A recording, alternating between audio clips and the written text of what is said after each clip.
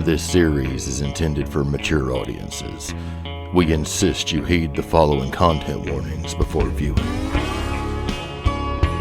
Horror themes, language, adult themes, and strong violence and gore, including gun violence.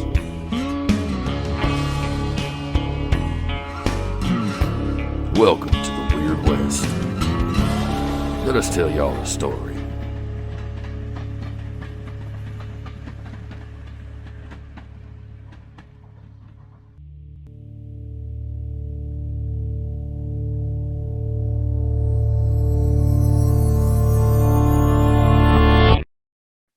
The home is quiet, like it itself is asleep, although there's this restlessness about it in a way that only sits on your bones and makes your heart feel tense. Leonard Ward's hands shake as he brings the cup up to his lips, and some of the drink spills as he tries to get some into his dry mouth. The dark circles under his eyes make them look sunken in as he looks up at each of you, voice as tired as his body seems. It started with my boy, Tim. Tim sits on the chair with his knees pulled up to his chest. He looks just as exhausted, and his boyish face looks hardened with some sort of trauma and exhaustion, as if wise beyond his years from experience. He came to us scared, swearing there was something under his bed, like kids do. We didn't think anything of it, just a scared kid. Kids get scared. The boy is just staring without blinking.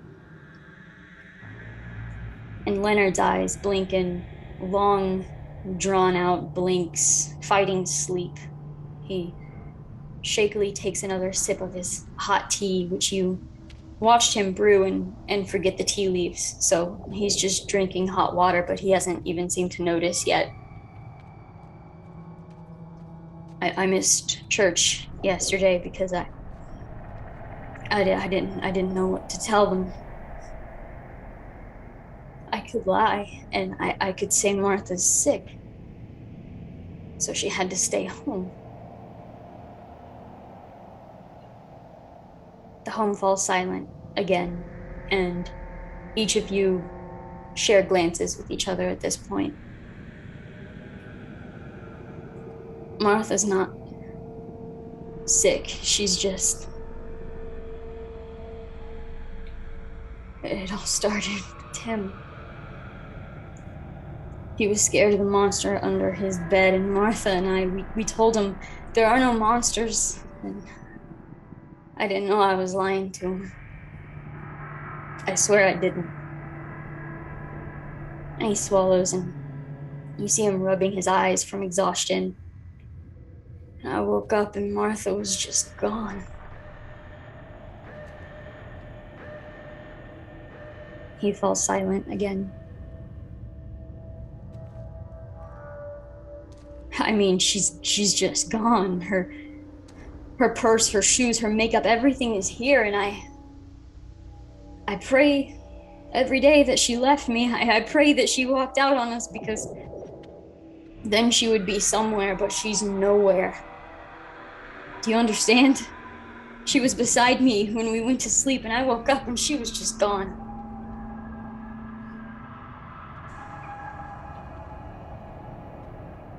That night, when I tucked him into bed, I heard it scratching under his bed, just waiting. I looked at my boy, and we shared the same fear in our eyes, and then like a coward, I went to my own fucking room, and I laid down in my own fucking bed, and I cried. He begged me, he said, "Daddy, please don't leave. I don't want to be in here by myself," but I didn't want to believe it. And At this point, he kind of sniffles and wipes a tear from the corner of his eye. I heard it that next night under my own bed, scratching, shifting, and I can't fall asleep. I'm afraid of what it'll do to me if I do. I'm so tired, and I'm afraid I'm going mad. Please, will you please help us? Please. If you will use this moment to introduce yourselves, your characters, and your appearance as you're sitting in here listening to this story. We'll start with Archie. Okay. Yes, Archie is quite a smart gentleman. I suppose early 30s, perhaps. He has some round spectacles, and he's, unlike myself, quite clean-shaven. All the time he's been making little notes in his little notebook. Sort of quite interested about what's been going on. Sort of curious, sort of sympathetic sort of nods and sort of very sympathetic to this gentleman's obvious needs and.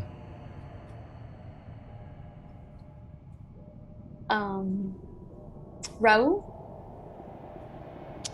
Raul is sitting very attentively, like genuinely like listening, putting all of his attention towards the man's tail and having a very sympathetic look on his face. He's in his mid to late 40s. He is not clean shaven. His hair has gone long. It looks like he doesn't necessarily take care of his hair, but his beard is kind of very neatly kept on his face. He's clearly Hispanic in terms of his skin, and he has a very fancy red duster that looks kind of impractical. Like it's made out of something expensive, some expensive hide of some sort of a creature. Maybe you don't know. Maybe he dyed it, and you're not entirely sure. But it's something very clearly expensive on. And he's leaning forward and just listening very, very intently, and has a very compassionate look on his face towards this during this man's tale. Last but not least. All right, so Roan is probably in his early 30s. He's got mostly pretty dark, pretty weather-worn clothes on, big kind of overcoat that's seen some better days, dark hat that's concealing what looks to be some bright red hair. He's got a little bit of a beard on his face, again, kind of a dark, kind of ruddy color. Makes him look like probably got some Irish lineage in there somewhere.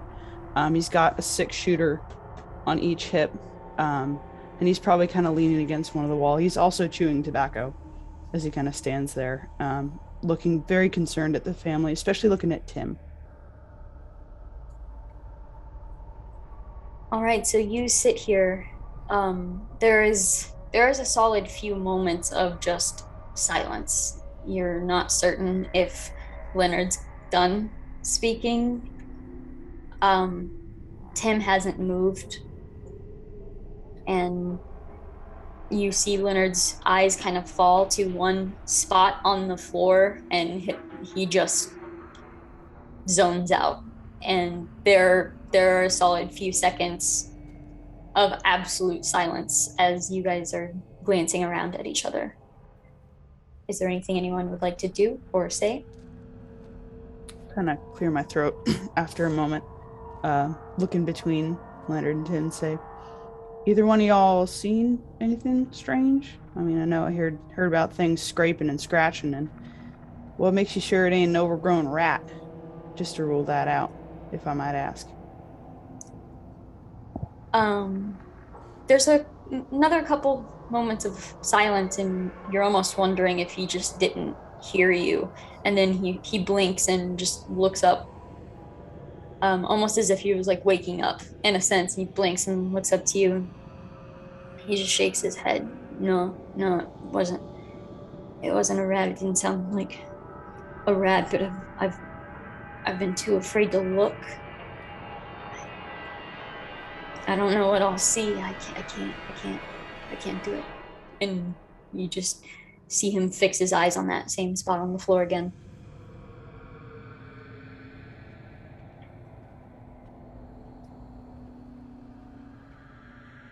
Rue will kind of sort of say, hey, abrázame, come on, man.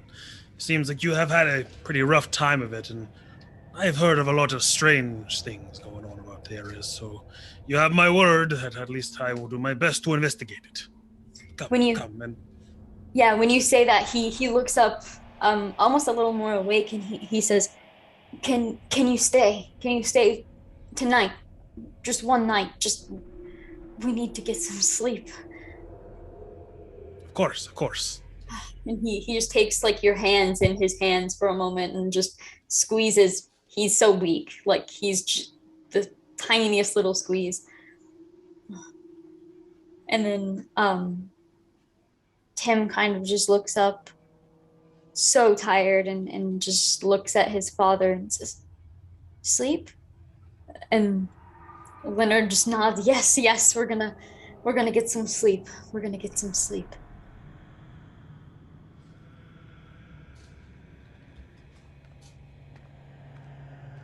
And then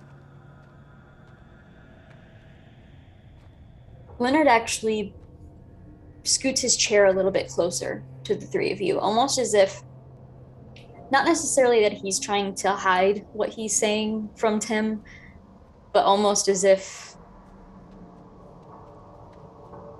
he doesn't want something else to hear him. And he has just this very somber, serious look on his face, and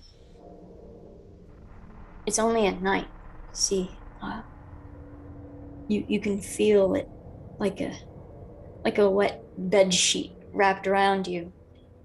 It sticks to you, and you can't shake it off, and you can't untangle yourself from it, and it suffocates you. You can feel it in your lungs, in your throat, and you just want to squeeze your eyes shut until it goes away. If it goes away, it feels like an eternity being up all night, frozen, tired, but knowing that if you'll sleep, you just see him trail off again.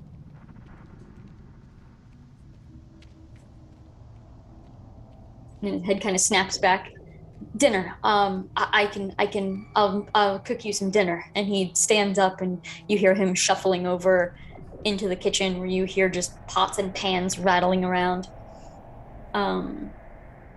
You now sit in here mostly alone. Tim is in here, but he seems pretty zoned out as well. I'll kind of look back and forth between these two and sort of get up from where I'm leaning against the wall and say, well, friends, since we're in it for the night, pleased to meet you. My name's Roan. Raoul, a pleasure to meet you both as well. Archie will stand up. I'm Archibald Flashheart Fenton West. But most people call me Archie. I guess it's easier to say. But it's certainly a pleasure to meet you both.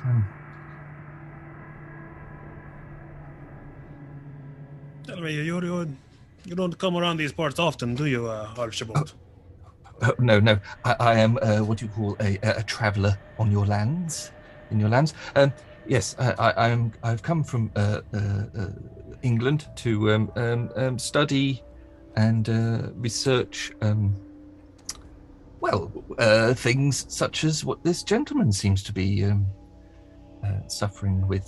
Sort of strange things, sort of whether these things exist and what have you, and document them as best I can. And as he says that, he holds up a sort of a very small little box camera, and he's got his little notebook. But yes. Most excellent. If you need a publishing deal or something, please let me know. I would be happy to help. That's very good of you. Thank you. Yes, I'll make a note.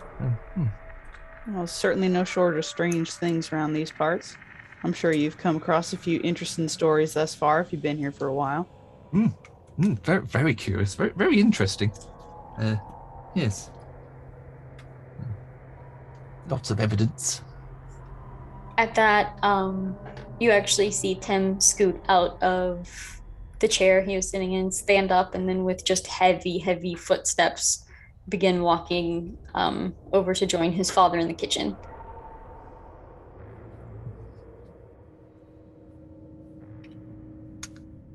Roan's just kind of watch after him as he goes. So, Archie, you ever come across anything like this before? I'm not sure. Have I come across anything like this? Go ahead, and for you, I'll say make a common knowledge roll. Ooh, okay. So 2d6s, Yeah, and then take the higher. Yeah. Okay. A 5. Okay. Thinking you've heard of towns and villages being plagued by fear, and it's always been explained by something, some sort of parasite in the water that was just making everyone on edge. There's been a natural explanation for anything that seems to have caused this type of fear, this type of not wanting to sleep. But it's always been widespread, or at least wider spread than one household. So.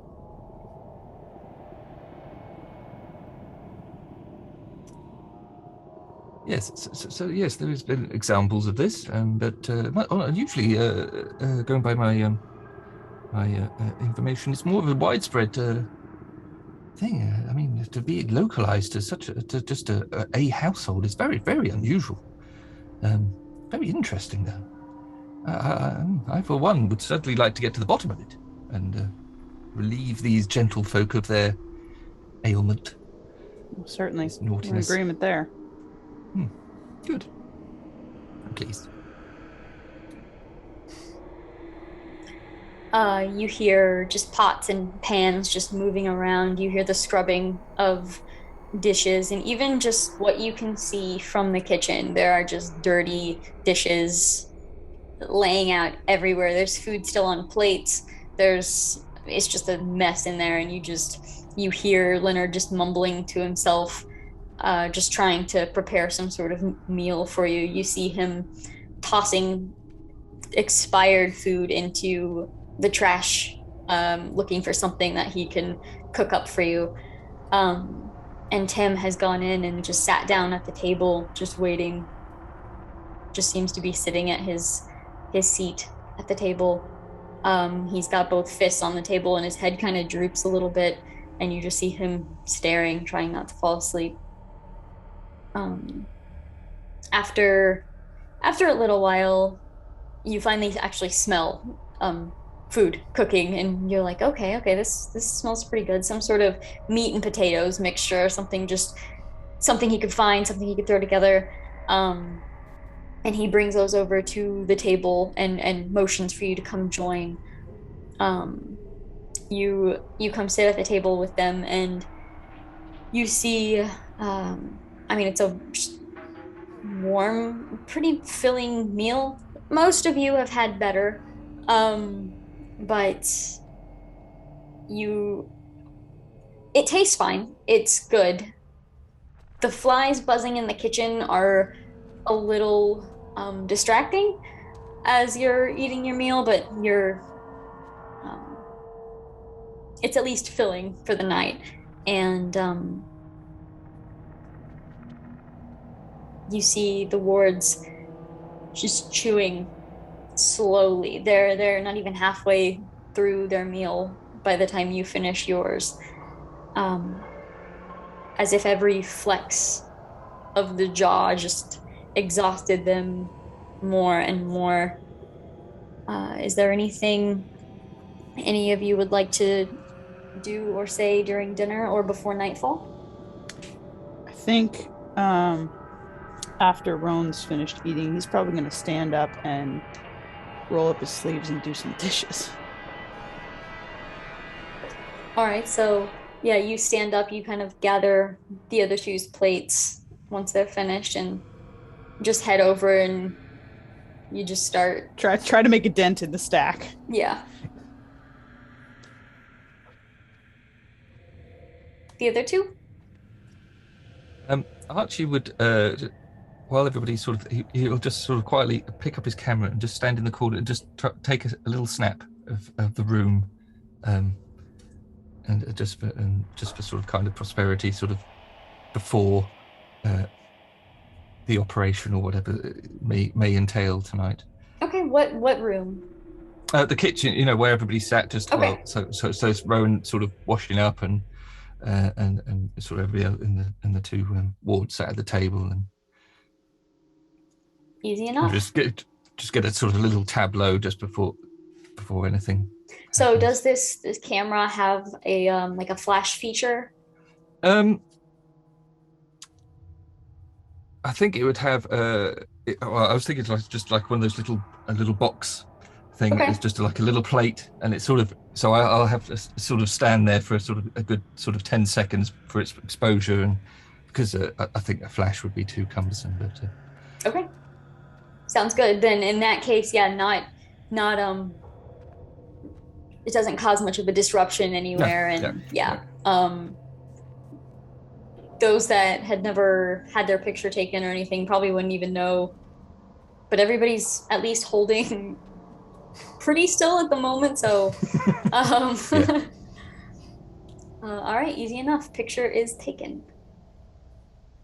What is Raoul doing? I think Raoul's just gonna ask, do you have anyone have a cigarette? Do you mind if I smoke in here?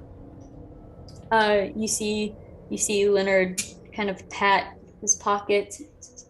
No, I think I ran out.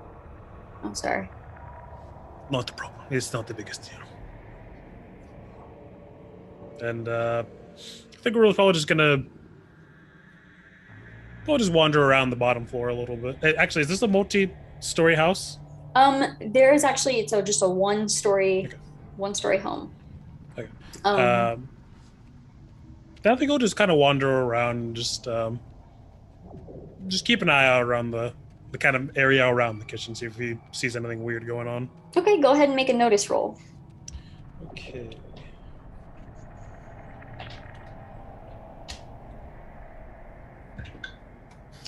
Two. All right. Walking around, all you can really tell from the state of this home right now is how much it has not been tended to recently. There's layers of dust, things that the piles of dishes would definitely reveal to you without looking around. But as you're glancing around, it is confirmed. The house is just a mess. Gotcha. Okay. It takes you a little while to make a dent in these dishes. Once you do, and once you feel at least satisfied enough, you kind of dry your hands, and you see the orange glow coming through the window of the sun setting outside. And this... While we have enough light, I'd like to do a quick just once around the house. Okay. Just around the outside. Just take a look at it. Look around under the windows. Just see if anything looks weird. Sure. Go ahead and make a notice check. That is a 4. On your D4?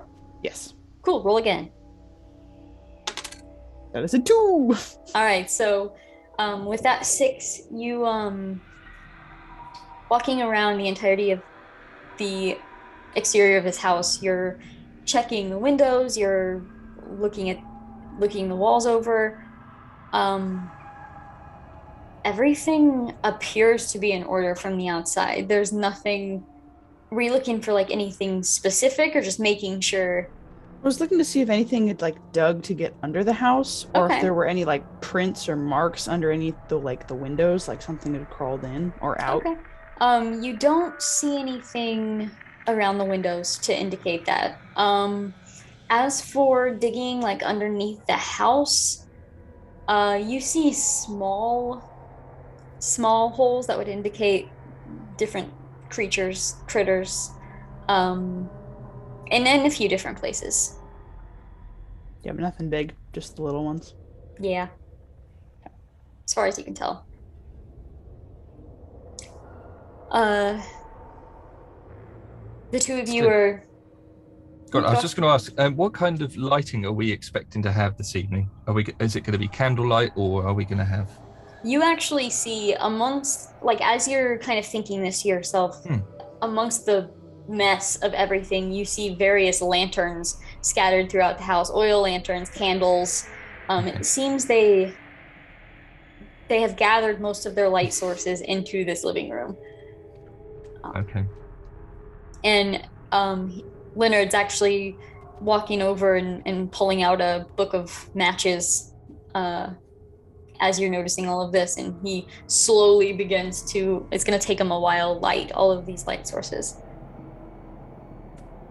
Okay.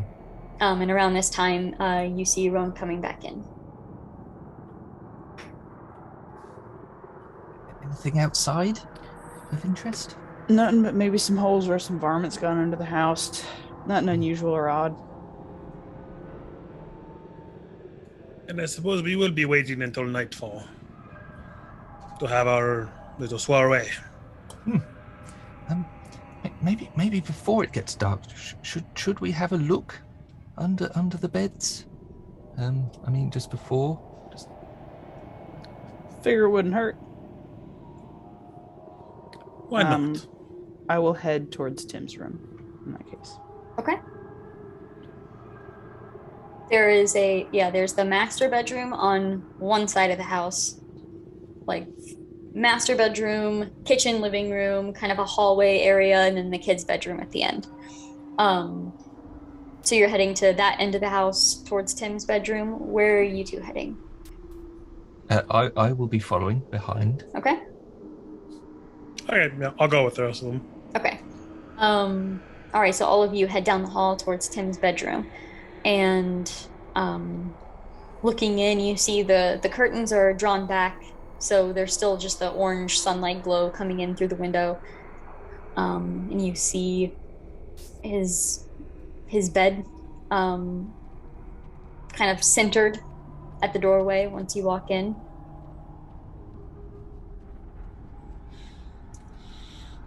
I'll walk in and kind of glance at the other two before I'm going to bend down and take a peek underneath. Yeah, I'll kind of like just hold my gun kind of as like a reassurance thing. Okay. You crouch down. The floorboards kind of creak just a little bit as you shift your weight and crouch down to let yourself glance under this bed. And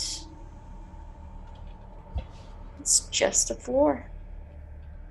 Is the bed in the middle of the room so we could go either side of it? Is that?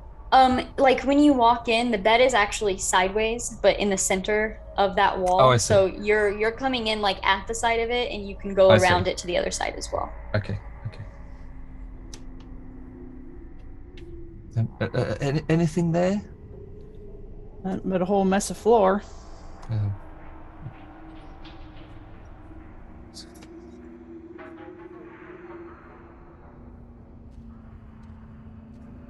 Archie makes a little note. Just constant like scribble sounds coming from Archie at all times. Lots of sort of interesting. Is there like anything else that might stand out in the room to any degree? All that's really in this room, you see the bed, you see kind of a mess of extra pillows and blankets off in the corner. You see one wooden chest that has no lid, and it seems to be full of various toys. You see a shelf with maybe 4 books on it, a little desk, and a door to a closet. Okay. Who's nearest the closet? We'll say you. Okay, I would like to look into the closet. All right, you head over. The doorknob kind of jiggles slightly. It's a little loose. And you open up the door and look into the closet. You see maybe 12 articles of clothing hanging up. There seems to be a couple outfits for church. You see just some play outfits. It just seems to be clothes in here. Okay. Can I just separate them to see sort of? Sure, you hear the hangers kind of scrape. Yeah. Yeah, as we're looking through. Seems like a normal closet. Satisfied, I'll close the door again. Okay. You hear it latch.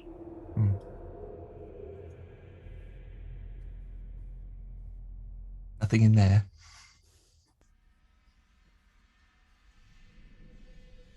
Where do you gents want to post up for the night? Well, the way I see it, we have a couple of ways to do this. We could have one near each bedroom, perhaps even with a crack of the doors we can see inside, and someone wandering around in case something pops up where we don't expect. Or we can move together so that if any of us get attacked by whatever this thing is, we won't be alone. Well, I reckon it wouldn't hurt. Maybe for peace of mind to these folks, it might help to have one of us in the actual room with them. We could always ask them, see what their feelings are. That's fine by me. We'll head back out and into the main room. And walk down the hallway. You see all of the light sources are lit now, and it's giving the room a really eerie glow. Like, you haven't seen this many candles and lanterns probably in your life. And this room is full of them as the glow from the window is slowly disappearing as the sun actually finishes going down. It's just an orange glow now coming out of the windows at this point. You see it's illuminating the living room so well that anything past it seems extra dark.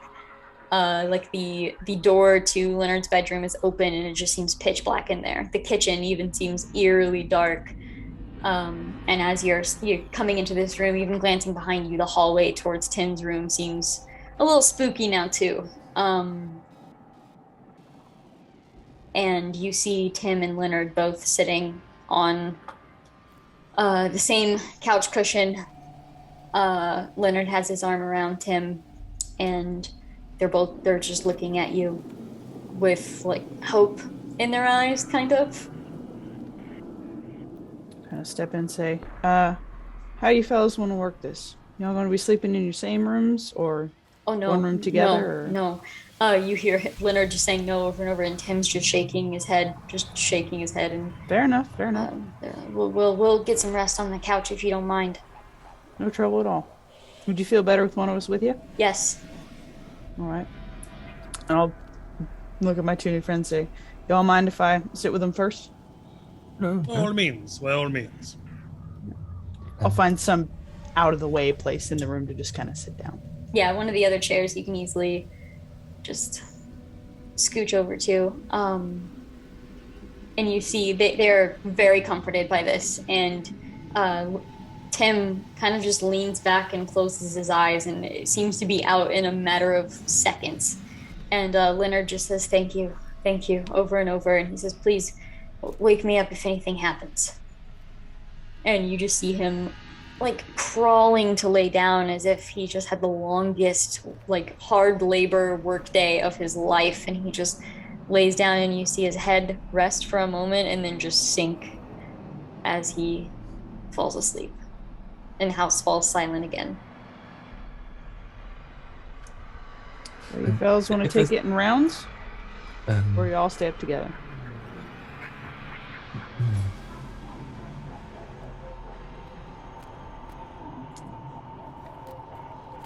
I would say perhaps one of us could sleep at any given time. That way, again, Yes. if something is to happen to the other, then we have some way of reassuring they are not taken away by whatever these people have here.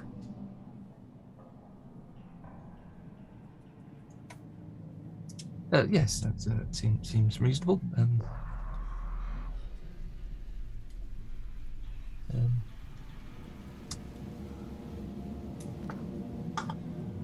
Where I'm sitting, I'm just going to start, I'm going to pull out one of my pistols and just kind of start absent-mindedly rolling it in my hand. Well, Archibald Fenton West, would you like to say first, or would you like me to? I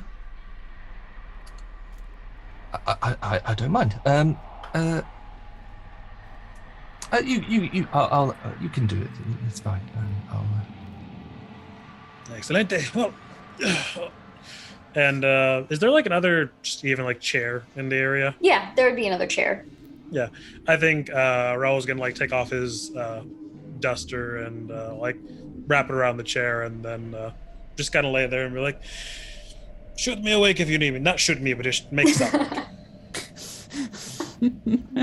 And he'll just kind of relax his head against it. All right. So that leaves us with Archie. Yes. As Rowan is watching over the sleeping members, what would you like to do? He will check his little timepiece just to make a note of the time. Okay. And then he'll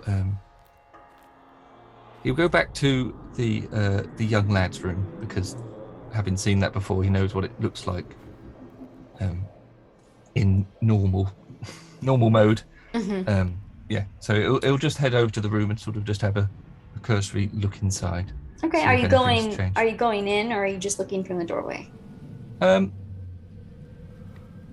I'll look from the doorway just to start with, just to make sure, so just check there's nothing hiding out of sight and making its presence made, or not hiding. Yeah. So you just push the door all the way open and look into this room. It takes you a little while for your eyes to adjust. It's dark, but it's not nearly as dark as it appeared from the living room. And as you're looking in, everything seems to be how you left it.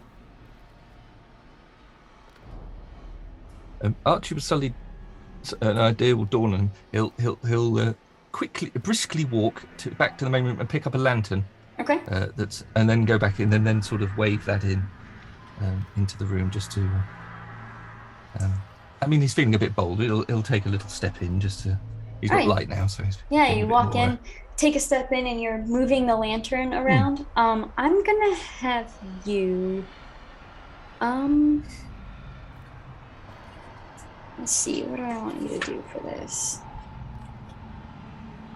I'm gonna have you make a spirit roll for me. Ooh. Okay. Oh yes, it's up there. Same board, 2 dice. Yeah. Ooh, Always add your d6. That's a 5 again. Okay. So there is a brief moment where you feel like your heart jumped out of your chest entirely, because as you turn the lantern, it casts a shadow from the doorknob across onto the other wall, and as it does that, you jump, and the lantern kind of shakes a little bit, but you're able to maintain your composure and not drop the lantern, and you just kind of stand there and you hear your heart just beating in your chest, and you're just like, calm down, okay. Other than that, the room still seems as you left it. Okay. Yeah, I dare say Rowan might have heard a little "woo" as he did that. And then, satisfied that it seems to be relatively free of beastie, he'll come back and just quietly say to Rowan, it seems to be still clear down there. See, Rowan's like trying to keep a straight face. Just going to go and check the other room. And then he'll go to the father's room, whose name I've forgotten now. Leonard, yeah. All That's right, the so one, yes. yeah, you walk over. Leonard's door is already wide open, so you walk in with the lantern as well. Yes. All right, so you walk in, kind of push the lantern into the room. You see it light up. The room's about the same size as Tim's, actually, and you see a larger bed. Pretty simple. There doesn't seem to be a closet in here. It's just one solid room. You see a little like dresser type 6-drawer situation happening with almost almost like a desk up top. You see that's where he seems to be keeping many of his papers or things like that. But that's really it in here. It's a pretty simple room. Okay. It seemed okay to him. Okay. Yeah. Feeling quite confident, he'll he'll just have a little bend down and look under the bed, feeling a little bit more confident that everything seems to be okay. All right. Go ahead and make a notice roll. Okay. Ooh, I got a 6. On your d6? Awesome. Roll that again. Oh, a 2.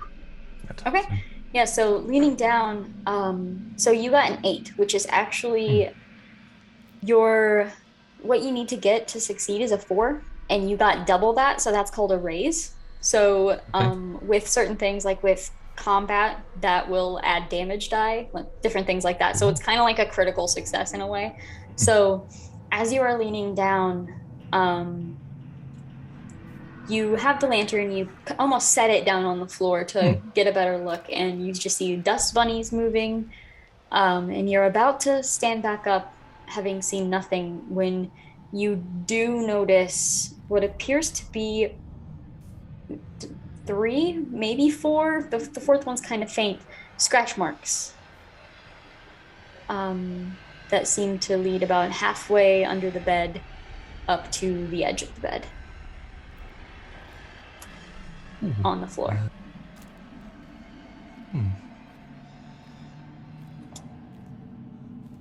Archie will make a little sketch very quickly, just in a very, obviously it's not going to be a masterpiece work, it's just sort of rough place where it's placed and things, while also sort of cautiously looking over his shoulder that there's nothing untoward going on as well.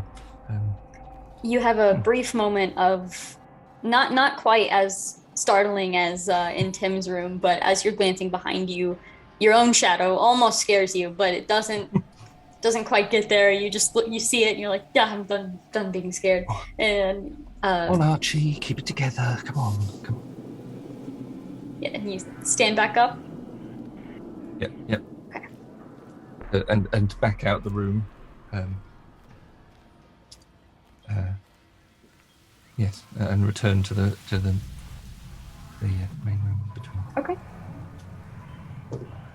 So Ron sees Archie coming back out with a little bit straighter of a face, just very like almost a determined look on his face. Find anything? Well, not directly. But he holds his little sketch. I saw these markings under the bed. Looking at it, does it look like? Can I discern from his sketch if it looks like something that like an animal would have done, or if it looks like something else?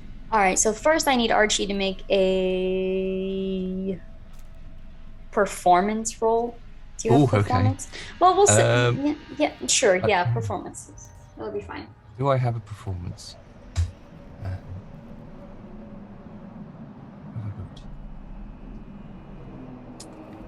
Not really.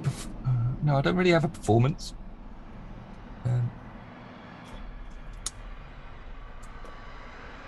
Academics? Yeah, I'll let you do that one. I was just looking at that. That one I'll do. 3 is the highest. It's awful. It's an awful picture. You see floorboards, like he drew the floorboards, and then you see just 4 lines. Like it probably got like the distance between them correct, but it's just lines. Really, it's not easy to tell. I'll kind of squint at the drawing and say, well, yeah, exactly. Can't much tell on that. Wow, see anything else, or otherwise quiet? You notice Archie's a little bit hurt that his picture isn't very good. No, I didn't see anything there per se, other than those. There was no sounds.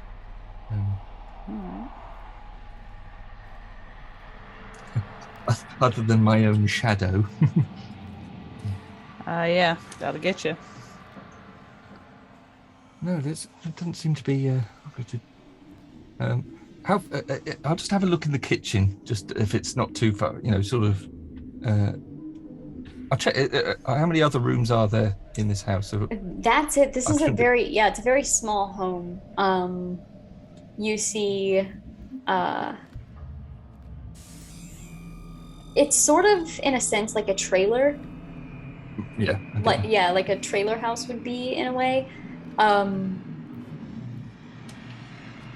and you do see a back door out on the other side of the kitchen, but it seems to be blocked off by piles of trash. Okay. So there's nothing. Yeah. Just a glance into the kitchen, just to. Yeah, glancing in, you see the neatly stacked dishes that had been done earlier. You see the meal that Leonard cooked you. Whatever's left over Damn seems flies. to still be in the same pot or pan that it was being prepared in. It's covered, but you see flies like trying to get in there. Other than that, normal for what okay. it is. Yeah. Yeah. It'll come back. Yeah, it seems to be all quiet for the time being. From where I've been sitting, have I noticed anything odd going on with the father and son? Or are they just passed out? They are just knocked out. They're not even moving. Like sometimes you've leaned over a couple times just to make sure they're still at pulse. Yeah. Because that's how hard they're just Gotcha, they're out. Okay. Yeah. Yeah. All right. Is there anywhere specifically you would like to spend the rest of your time? Or do you just want to kind of do a making rounds sort of situation? Yeah. I think it's sort of every so often it's sort of almost regular intervals. He'll check his watch and see. Oh, it's been 10 minutes or however long, Okay. and then just have another sort of little listen and a look at each room and. Okay. And how long would you take your shift? Like how long would you?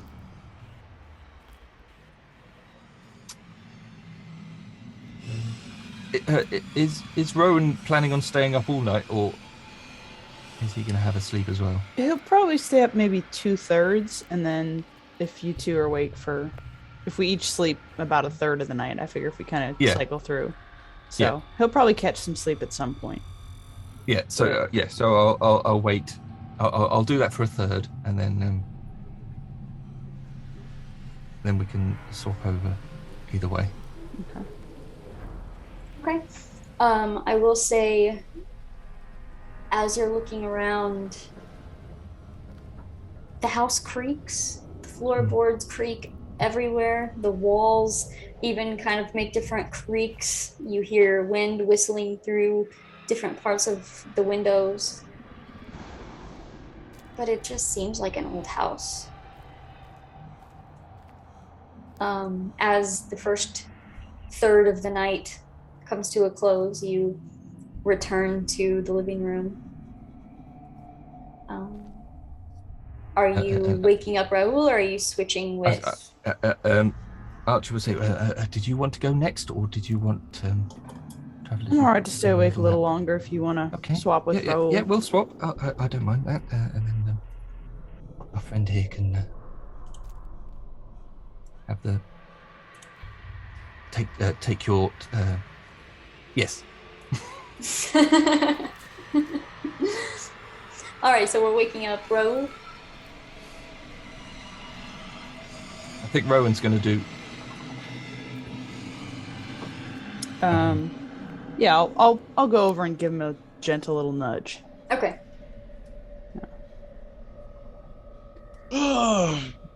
Get some good beauty sleep there. It's about that time. I don't need any more beauty. I'm great as I am. Just kind of chuckle at that. All right. Rowan, would you rather stay here, or you want to go search? I wouldn't mind taking a look in the rooms if you're all right to keep an eye on these two. Please, by all means. And he'll kind of get up and take his duster off and kind of fit it on him again. And he'll grab his his bullard and just kind of holding it, like kind of leaning against your shoulder, like hand not into it, just on the stock of the gun, but just kind of leaning against himself. Gotcha. All right. And with that, Archie settles into one of the chairs. And lets himself drift off to sleep. Falling asleep pretty easily, considering you're not really freaked out by this house at all. Rowan is looking around. Where do you start? I'll walk down to Tim's room first. Okay. Head down, you hear the same just creaks on the floorboards as you're making your way into the room. Are you bringing a lantern? Yeah. Yeah, it is. And I'm gonna keep my gun out, just... All right, gun in one hand, lantern in the other. Mm-hmm. Walk in, the light spills into the room, and it's just as you had seen it a few hours ago. I'll stand for a minute and just kind of listen. Okay, make a notice roll for me. It's a 1. Did you roll both die? For me, it's just a D4 for the notice. Yes, and you'll gotcha. roll your D6 wild die with that also. And that is a 3. Okay. Also a note, if you roll a 1 on both die, that's a critical fail. Oh. Yeah. Oh, snap. Yeah. So all right, standing here listening, you hear just the creaking of this house, whistling of the windows. It'd be kind of hard to hear anything else. You couldn't imagine them even saying they're hearing scratching. If a rodent or something was scratching under the bed, how would you hear it over the creaking of this house? That's kind of the thought that comes into your mind as you're just listening to the sounds the house is making. That's it. All right. In that case, I'll walk down to the father's room. Okay. Looking in here, you see just the same scene I described earlier to Archie. Are you glancing down at the scratch marks that were sketched? I would like to take a closer look at those. All right. Leaning down, bringing your lantern down. They're very easy to find if you know what you're looking for, and you see them. Go ahead and make... Do you have survival? I do have survival. All right, go ahead and make a survival roll. Is a 4. Okay. Looking at this was definitely not an animal. This scratch right here, this is from a person. That's disconcerting. Is there any sign of, like, blood in the grain of the wood where it's been pulled up, or does it just look like a fingernail scratch? Do you have investigation? I do not. I have All notice right. and I have survival, but that's... I'll let you do notice for that one. Okay. That is a 6. On your d6, roll that again. That is a 6. Roll it again. That is a 2! Okay. All right. So, all right. You set the lantern down, and you actually get like on your hands and knees, and you lay down on your stomach here, getting as close to this scratch mark as you can. And as you're looking, there's dust bunnies. Like, you kind of clear some of it away, and as you're doing so, your fingertips touch something a little hard. And as you move some of the dust bunny away, you see a fingernail. A little bloodied underneath, but there is a fingernail broken off that lays here with this dust.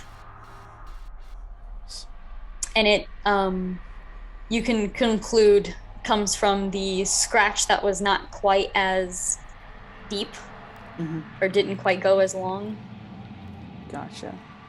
I'm gonna holster my gun and pick up the nail and head back into the main room. Okay. Raoul, you see Rowan coming back in. Welcome back. Having fun? Found a little something. I'm gonna just hold out my palm with the nail in it. Is there any way I can like investigate to see if there's anything I can kind of discern from it that Rowan might have missed? Sure. What skill are you trying to use here? Um,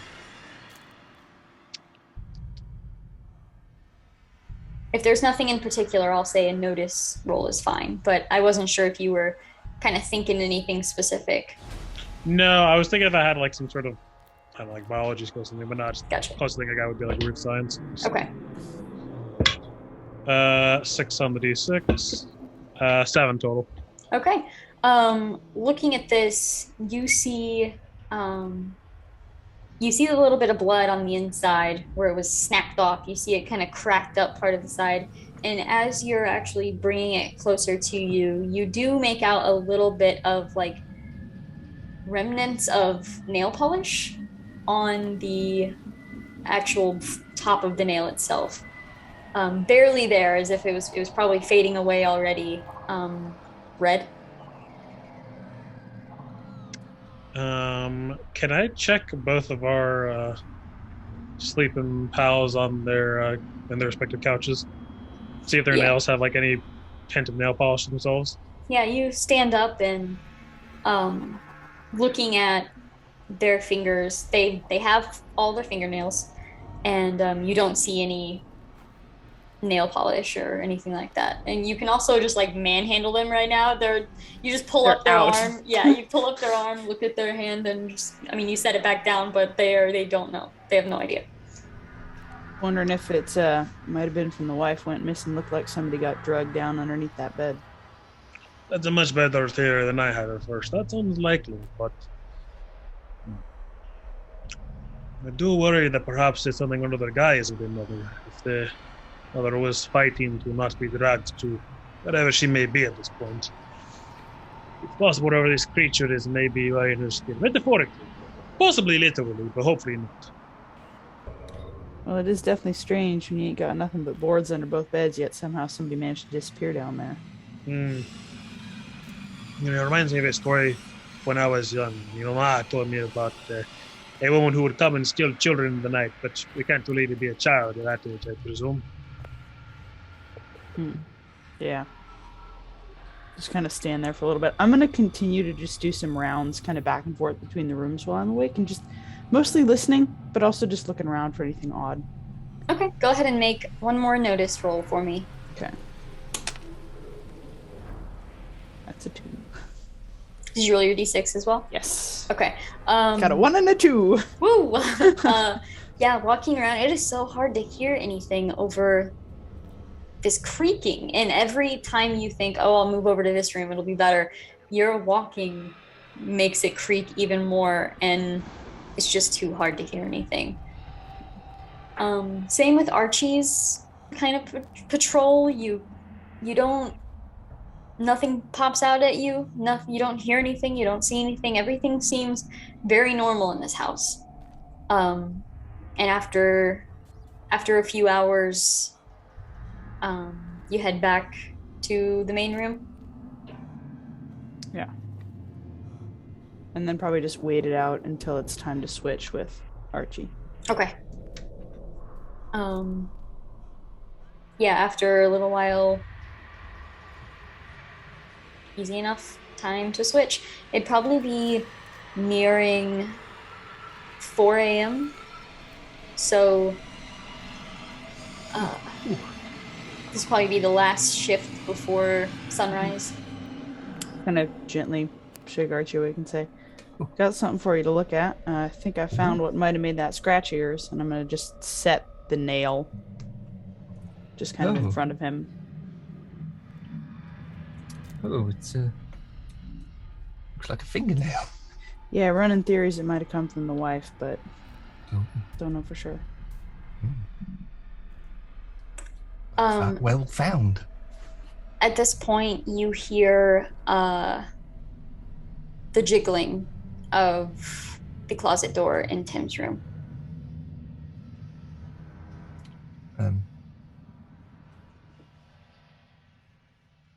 I'm gonna just exchange a glance with the other two. Yeah. Like, did you guys? Yeah. Is that me? Yes.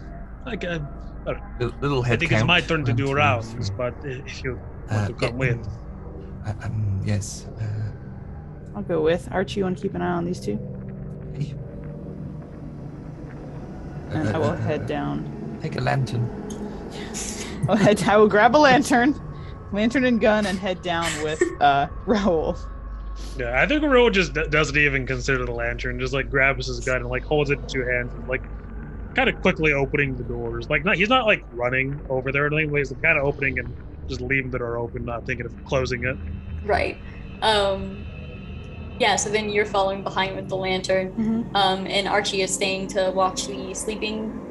Yeah, well, he sort of stood by but sort of leaning over, sort of looking behind, sort of thing. To get a good view. Okay. Yeah.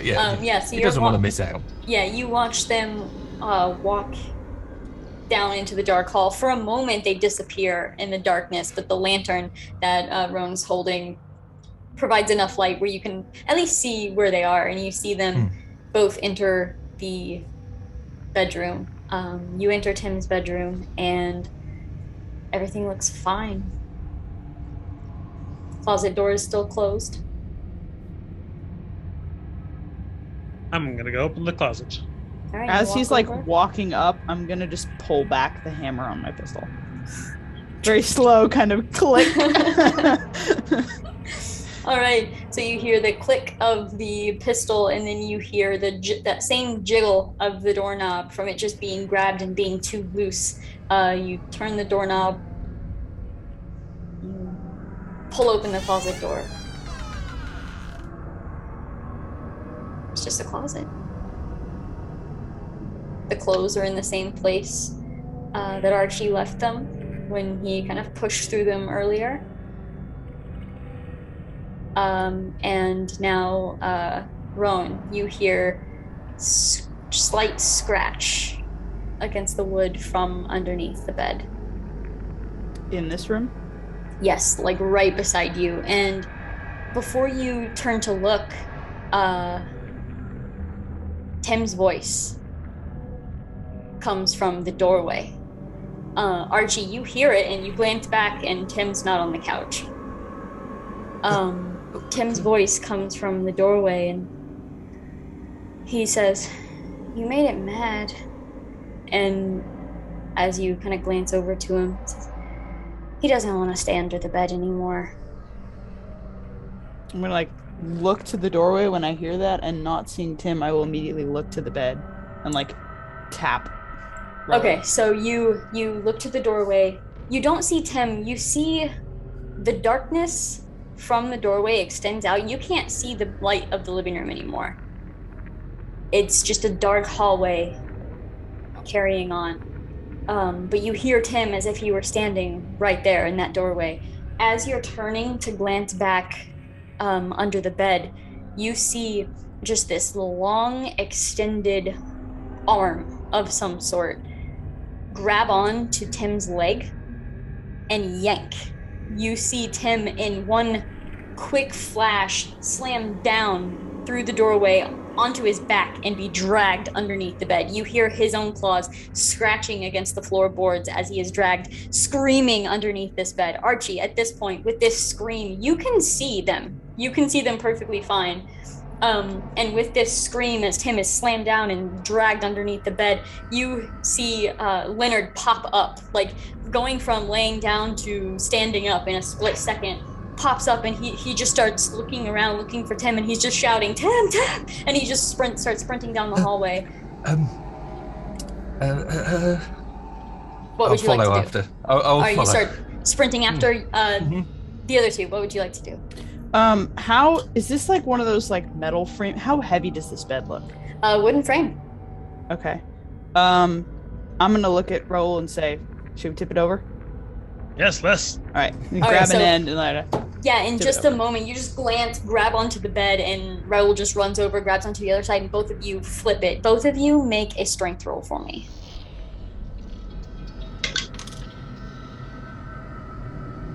Is a 5. 3 for me. Okay. Easy enough. You grab onto this bed. You more scoot it than anything, and then you're able to push it at least away from this little section. As you're pushing it away, you see, looking down at this, you see each individual floorboard seems to have been pushed up at certain points of this underneath this bed. So nothing is busted through. It looks like the floorboards were moved very specifically up and away to cause a pretty decent sized hole underneath this bed. You see Tim's scratch marks go all the way towards this hole. The hole, it's dark, and you just hear Tim screaming underneath. All of you together, what would you like to do? What is your intent, I guess I'm asking? Holding a light, is it possible to see at all down into this thing, or based on the sound of Tim's scream, get a sense of how deep it might be? You hear Tim scream. As of right now, it's underneath this room, and you hear it. You hear his scream being dragged under the house in the opposite direction. That is just beginning to happen, though, and as you're holding the lantern down, you see the ground below. It's maybe a couple 3 feet drop, if that. Maybe not even 3 feet. Raoul is jumping in the hole. I'll be right behind him. Can I hear it go under? Can I hear it go underneath me? Yes, I will say. So as you are sprinting up, you're making it to this doorway. You hear Tim's scream, beginning to be directly underneath you, basically, and you hear his scream beginning to be carried off further down the house. You see Raoul immediately jump into this hole, and as he's crawling down, you see Rowan glance back at you and begin climbing into the hole as well. What would you like to do? He'll. Oh, yes, and he will follow. Okay. So you hear the screaming being dragged down. You hear Leonard. Wow, forgot his name for a second. You hear Leonard just screaming, Tim, and he runs up, and you see him in his just tired, dazed state slam down onto the floor where he hears Tim screaming, and you see him clawing at the floorboards, trying to follow the sound as it's going further down the house. Yeah. So. Okay. I would like to just say, just before I duck down, we'll bring your boy back, and then all right. disappear. Not that that'll be any reassurance to him at all, but. First up, we had Raoul jump down into this hole in the floor. You jump down. You have to drop down to your knees and then actually go prone. Basically, you're army crawling underneath this house. Go ahead and make a notice check. Alrighty. Ooh, 4 on the D4, 7 total. Let me see if the D6 is any better. 7. 7? Alright, so you basically just crawl enough because you hear Roan coming up behind you. So you crawl just enough to be out of the way, and you hear Tim screaming, stretch outward, and then abruptly stop. And as you're crawling forward, it is pitch black down here. What would you like to do? I'm gonna keep crawling towards where I heard the sound going. All right, so you just keep army crawling that direction. You can feel it just smells like earth down here. You can feel the cold dirt kind of soaking into your clothes as you're crawling along. Rowan, you come down right after Raoul, and you drop down onto your hands and knees. Do the same thing. You have to go prone, kind of crawl a little bit. You see his boots move up, and it is very dark in here. Do you have your lantern with you still? If I'm army crawling, if it looked shallow enough to army crawl, I probably would have left it behind. Left it up top, drop down. Yeah, hop down. I'm gonna crawl. I'm gonna stay as close to his boots. I want his boots up my nose. I don't want to lose sight of him. So okay. I want to stay right behind him. All right. Crawling forward, you, as you begin crawling, also hear Tim's screams just stop abruptly. It doesn't sound like they were muffled. It just stopped. Archie, the screams stop right as you're climbing down. Like you have just stepped down into this hole. You're not quite on your hands and knees yet. Yeah. You had just yelled, "We'll bring your boy back up," and the screaming stopped. And you hear Leonard, his eyes go wide for a second, and he sits there for, it seems like a while, but it's just a moment, and then he starts yelling for Tim again. Tim, why can't I hear him? And you just see him like banging down into the floor where he last was, just shouting down at the floor for Tim. What would you like to do?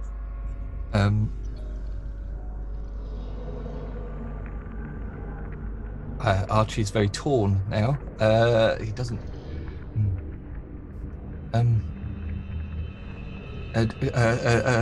Just stay there, stay calm. Don't go anywhere. Is the lantern that was left by Rowan nearby? Yes, it is sitting right beside the hole, basically. Yeah. Like it was just set there when he dropped to his knees. Okay. Archie will take the lantern and sort of look to see how far his friends, his colleagues have gone. Sure. Bringing the lantern down, you see Rowan's feet just beginning to move away. It is a very tight space. It's not easy to move quickly. Okay. What is Leonard doing? Is he staying where he is, or is he? He is still just banging on the floor, shouting. He might not even have heard you. He's just shouting Tim's name over and over. Just asking, why won't you answer me? Why won't he answer me? We'll get to the bottom of this. You mark my words, sir. And Archie will follow under the floor with the lantern, so it would be very awkward. And okay, yeah, scooting and down. He isn't an army type, so it's very scrabbly. All right. Okay, so at this point, it is mostly pitch black under this house. With Archie bringing this light down, it does cast heavy shadows in places, but also illuminates others. So it is still dark in front of you, just from him being directly behind you with this light. You're still crawling into darkness, but you see things beside you beginning to light up. As you are crawling further and further, Archie is probably considerably slower, moving with this lantern, like trying to keep it positioned. So Rowan and Raoul go as quickly as they can, just crawling through this, not mostly just caring about speed, getting towards where they heard Tim's screams. Both of you make a spirit roll for me.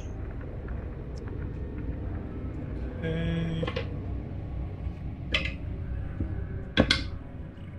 4. 2. All right, so both of you come across, it's almost like this just waft of death. Just the smell of a decaying carcass hits your faces.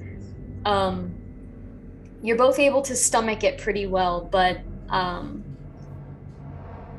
for a moment, Rowan freezes. You're hesitant to go forward. You're not sure if it's your relationship with the family. You're not sure if it's what you just saw come out from under that bed. But you're very hesitant to move forward. So you do freeze, at least for a moment. And as you continue forward, Raoul, in the darkness, moving forward, your elbow hits something. Something squishy. Do you stop or do you keep going? Raoul's gonna. Oh boy.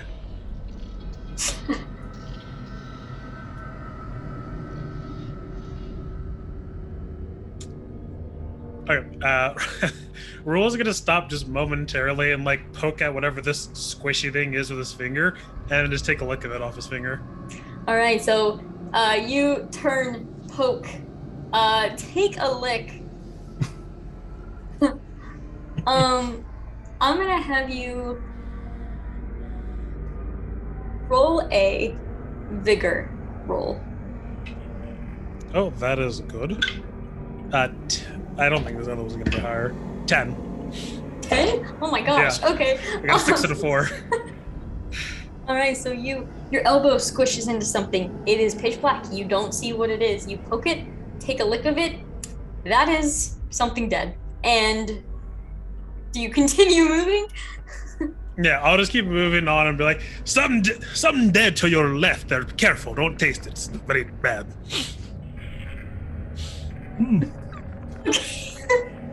Oh, she would say, well, I wasn't planning on tasting anything dead. All right, so you continue forward a little bit more.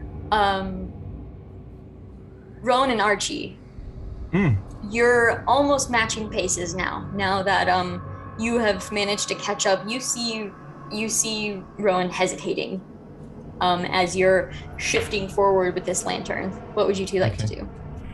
I'll see Rowan. Come on, that little boy needs us. I kind of sort of Stiff upper lip and all that. shake myself a little bit and keep going. With Archie now abreast of me, can I see from the lantern light what Raoul ran into? Yes, you see Raoul's boots disappearing as he's crawling. There he goes. He's just scooting along. And so you both have the lantern light as you're moving forward as a unit, basically. And as you're coming up, you see something mostly covered in like a thin layer of dirt and moss. As you're approaching it, you can see the spot where Raoul's elbow kind of shoved into a part of it. You see just like this flattening of it from the elbow. What kind of shape is it, size-wise? As you come up to it and you grab the lantern and kind of put it up closer to it, there's a moment where it's hard to make out what is what exactly from all of the dust or all of the dirt and almost like mud clumps, rocks, different mosses. And as you're looking, you see a woman's leg.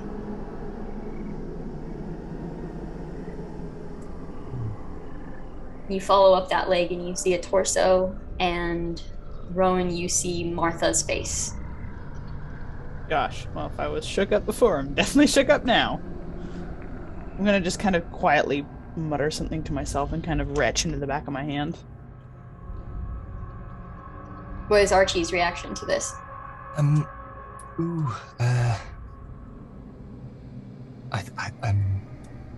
think we found. Let's carry on, shall we? Whether the lad needs us. Right, I'll keep army crawling forward. All right. Moving forward, all of you don't hear any signs of Tim. And as you're crawling, you two crawling together, Raoul crawling a little bit ahead of everyone. Raoul, you reach the other end of the home. You reach basically the boards covering the bottom of the house to the ground itself, and there hadn't been any signs of Tim. You kind of glance back. You see them both. You see their faces pretty clearly as they're crawling towards you with this awkward, like, lantern push coming along with it. And as all of you are able to see each other's faces from the light, you hear one loud shriek that definitely wasn't coming from Tim, and then you see light shine down from above you as the floorboards are busted up and out, as if something was in between you and slammed up into the actual floor of the home, bursting into the house. You see all the lights from the living room shining in, almost disorienting for a moment as just this insane amount of lights come down. You hear it break through the floorboards of the home. You hear crashing up top. You hear Leonard screaming and shouting. I think as soon as possible, I'm going to try to get up through the hole that it made into the main room. All right, yeah, everyone is just climbing to that. Okay. As you see this happen, just burst up. You hear Leonard shouting. You hear crashing. You see the flickering of different lights. The lights are flickering in different ways, and all of you actually make it to this spot at the same time. So at this point, we're going to go ahead and draw some action cards. Woohoo. All right, so first we have Rowan. Sweet. And we have Archie. Ooh. You can spend a Benny to redraw if you'd like. No, that's fine. Okay. I'll see how things go. All right, we have Raul.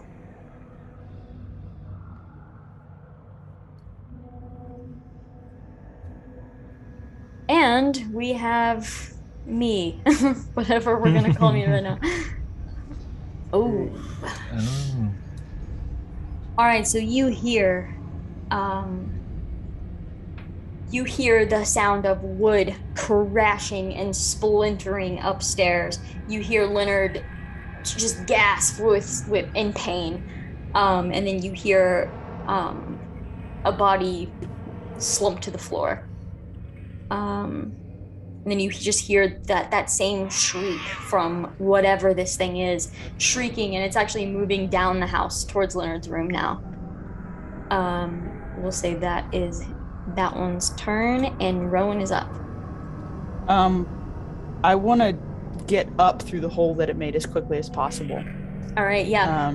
Crawling over, you can easily just stand straight up, climb through. You can get through pretty easily. And I'm just gonna sprint after this thing. Okay, so not even looking around you. You climb up. You actually put your hand in hot wax from one of the candles that had been tipped over. Hurts for a second, but that's it. And then you just sprint down the hallway. You kind of just shove yourself through. Are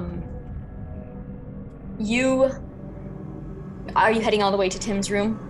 I'm heading after this thing, which you said was going to Leonard's room, or is it going to Tim's room? Oh, I'm sorry, it was Tim's room. It was to the other side of the house, yeah. Gotcha, okay. Yeah, in that case, I'm going all the way. Okay, yeah, sprinting down the hallway. You head through the doorway of Tim's room, and your heart is just pounding in your ears. You're glancing around. Everything's how you left it in here, and you don't see any signs of anything. I'm just going to shout over my shoulder, "It's not in here!" All right. Next up, we are to Raul.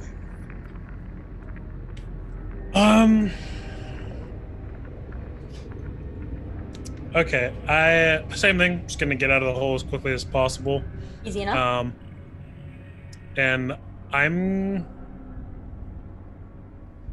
going to head to Leonard's room. Yeah, not Tim's room. Leonard's room specifically. All right, yeah. You climb up out. You see candles and lanterns knocked over everywhere. You even actually grab one and pick it up before it sets the couch on fire. And you then head over to Leonard's room. Walking through the doorway, you have one of the lanterns there, pushing it through. The room looks just as it had before.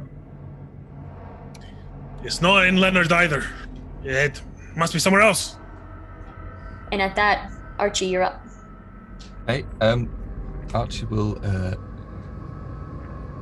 struggle out of the hole, and sort of stand. I guess I'm sort of kind of mid-distance either way. Where can we see Leonard? Is he? They rushed in either direction. You kind of stand up. You heard the crashing. You're looking around. Mm-hmm. You actually see. First, you see the cabinets in the kitchen completely shattered and splintered and broken down. You see Leonard had collided into these and fallen down onto the kitchen floor. You see him laying there, a little bit of blood pooling around. Ooh, okay. I'll sort of go over to Leonard and check he's okay. Okay, you rush over to Leonard. You kind of roll him over. He seems to have a pretty good scrape on like the back of his shoulder. Doesn't appear to have any head wounds. He is unconscious, and he's just bleeding from his shoulder. That's where the blood is coming from. Okay. Is there anything, some sort of cloth or anything I could grab and just sort of if you have stem anything, the flow? If you have anything on you, if not, there are plenty of dirty rags in here. I'll look at the rags and decide to use my own personal handkerchief. Okay. And because it seems a bit cleaner, and I'll sort of just place it on there and sort of try and sort of stick it under a shirt or something just to. All right. Do you have a? Can't remember if it's called healing or medicine in this. I don't have either. Okay, so I'm gonna have you go ahead and roll a d4. Okay. And subtract 2. Okay. Is that with? I don't get a d6 for this. You will actually. Oh, right? okay. Yeah, pretty sure. Okay. With the boss. Oh, I got a 1 on the d4 and a 4 on my d6. So 4 minus the 2. Yeah, okay. Yeah. All right. So you have laid this this cloth. How are you positioning it exactly? Are you using anything else? I was just going to sort of open his shirt up a little bit, just sort of stick it under. Use the actual shirt to kind of hold it down while sort of more pressing matters maybe around. Sure thing. The shirt, you just kind of pull it up, shove the cloth underneath, exactly. set it down. Just to give it a bit more something to soak in, Right. Just to Easy slow enough. it down a bit. Easy enough. Okay. At this, just to see how the order of events go here, we'll draw another set of action cards. So we have Rowan.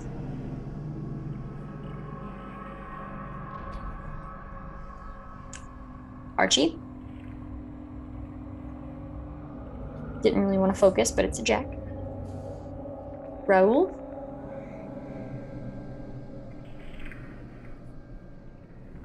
And me.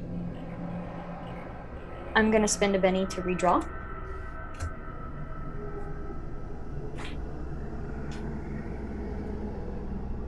Worse. All right. So, that being said, Archie, is there anything you would like to do right off the bat here? You've heard both of your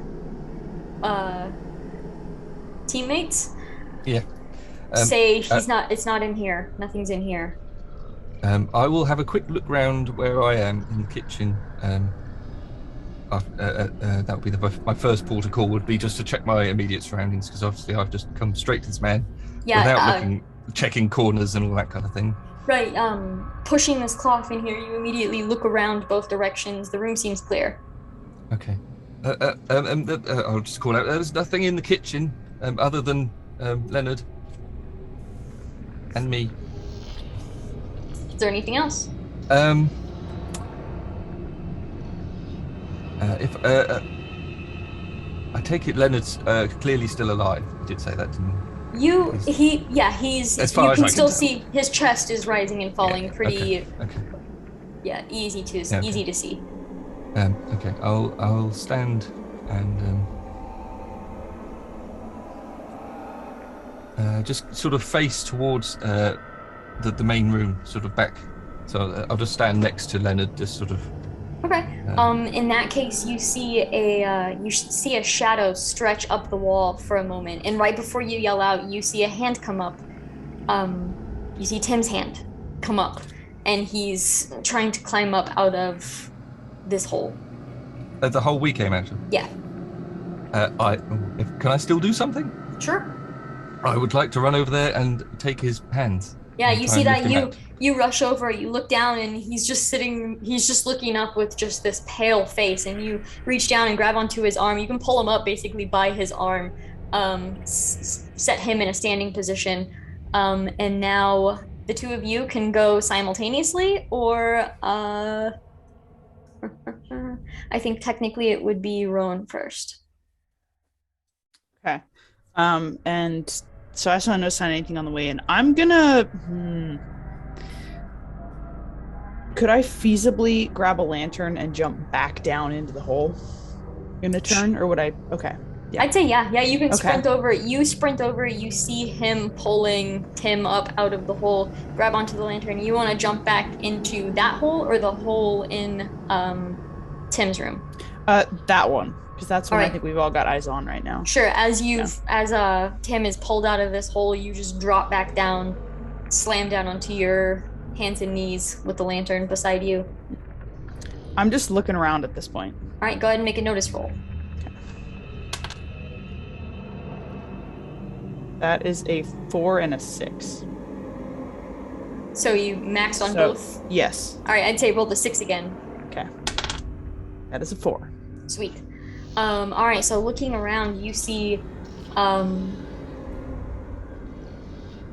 with what light this sheds underneath, you are alone down here. You see, you can't unsee Martha's body over at the side. You know exactly where that still is, but looking around, you are entirely alone down here. So, can't see nothing down here. Y'all see anything up there? Raul? So there's like a lot of candles and different lights around the house, right? Mostly just in the living room. Just in the living room. Can I go back to the living room and like place candles in front of Tim's like bedroom door? Sure. Yeah, I'll say you can start bringing light sources over to Tim's room. Yeah. Sure thing. And I guess can I just like mostly listen out to see if I hear anything in the house other than obviously our compatriots? Sure. Make a notice roll.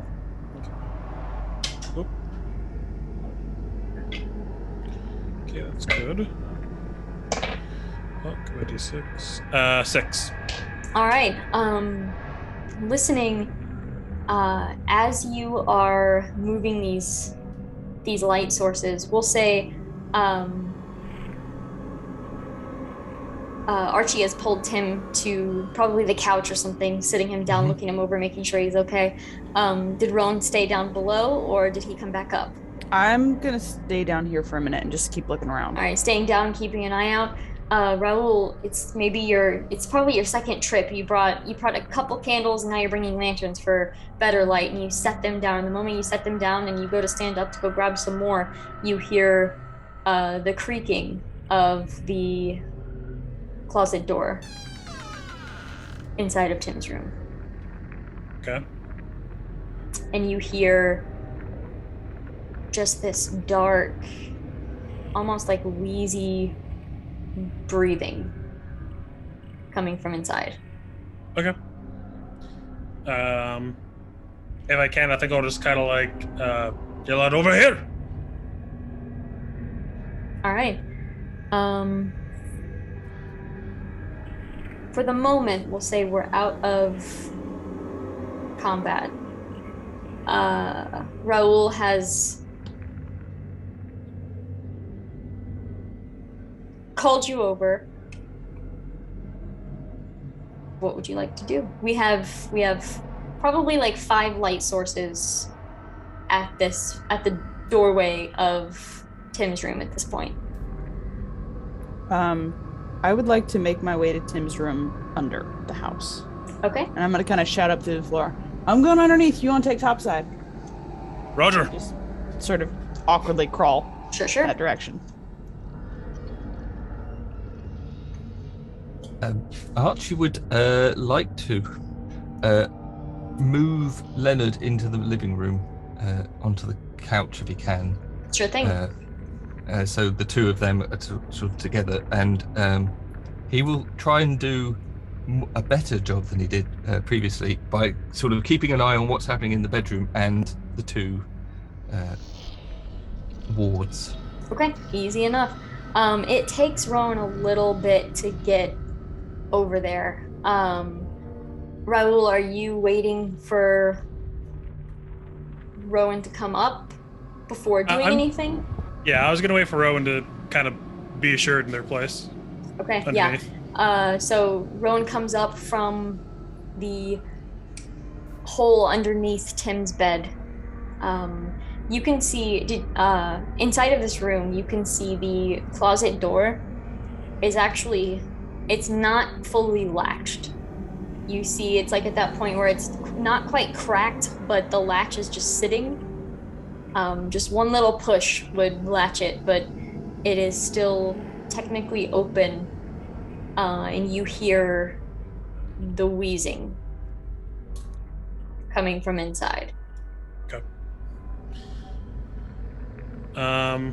Yeah, once Rowan's in place, then I'll just kind of go over, just toss it open like the end of my gun. Use the gun to push the door open? Yeah. Okay. Rowan, what are you doing while he's walking over to do this? I will have climbed out of the hole. I want to kind of position myself between the hole and the closet, and then just train my gun on the door. Cool. All right, so you have your gun aimed directly at the door. Raul walks over, pushes his gun up against it, pushes the door open. As soon as the door is pushed, you hear just the... And then as it comes open, for a moment, you think it's just the normal closet. And then you realize you don't see the clothes. And then you realize you actually don't see anything. It's just all darkness. And as you're making this realization, a hand reaches out, grabs onto your gun, and is gonna attempt to just yank you into the closet with it. Okay. Go ahead and make a strength roll for me. Okay. Well, that's not gonna help. I would like to use a buddy because both of my dice came up as ones. Oh, okay. So with a buddy, do I re-roll both of the dice or just one? Yep, you'll just start over, basically. Yeah. Well, that is at least not a 1. Oh, that's much better. Okay, 7. Ooh, I also got a 7. Hey. So I'm gonna say, this arm reaches out. You don't see an elbow ever actually appear. It's just a forearm as it just extends outward, grabs onto this gun, and it just twists slightly as it pulls. You are not letting go of this gun. You hang onto it and it pulls you, but you do just secure one hand and bring your other hand up to grab onto the door frame. You are holding yourself with kind of your boot propped up too at the bottom, holding onto this door frame as this thing is trying to pull you into the closet, and you hear this screech. I need both Rowan and Raul to roll a spirit roll for me. I would say 4. I got 4 as well. All right, so you feel that same feeling that Leonard was telling you about before, like the wet blanket just suffocating you. You feel almost as if that blanket was trying to wrap around you, trying to just envelop you, and you just shake this off. You're not sure what this is, but you're pretty sure you can kill it. And just that thought alone is making its fear have no effect on you right now. All right, now, Rowan. So getting some high cards. Archie, I had to jinx you. No, that's fair enough. He isn't quite sure what's happening. Raul? Ooh. I'll use a bunny on that. All right. Okay, and just to keep the cards in order, I'm gonna draw mine.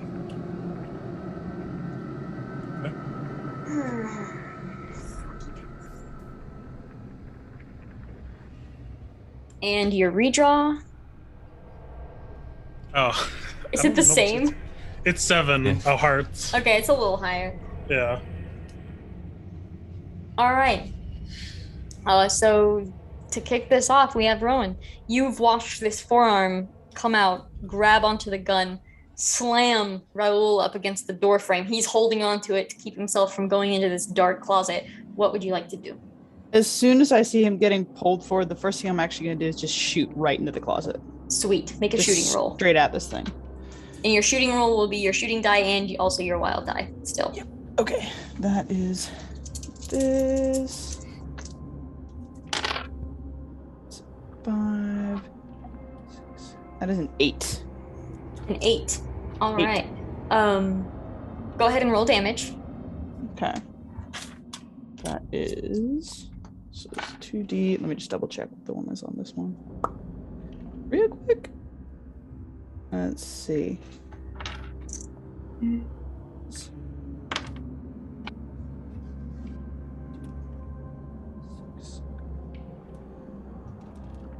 That is 6.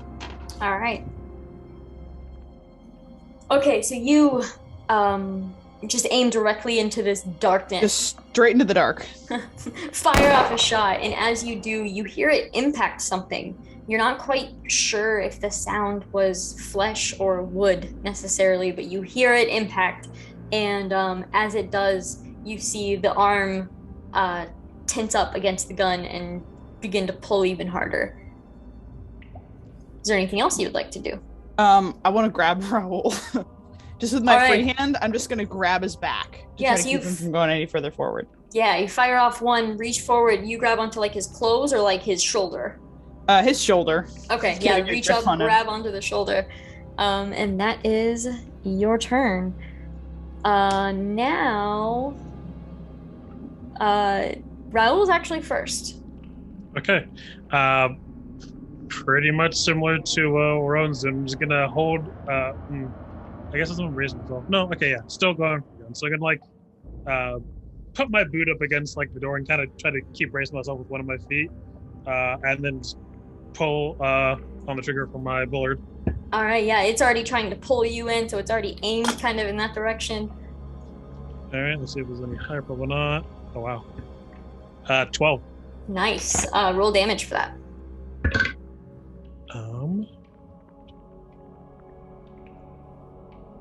11. Nice. All right, so you know that the moment you let go of this door frame, it's gonna have a huge advantage from pulling you in. So you brace your foot a little bit better, aim the gun best you can with your body, and then as soon as you let go, you reach down. It's already beginning to pull you in, but you pull that trigger. The jolt of the gun kind of helps you back up just a little bit more.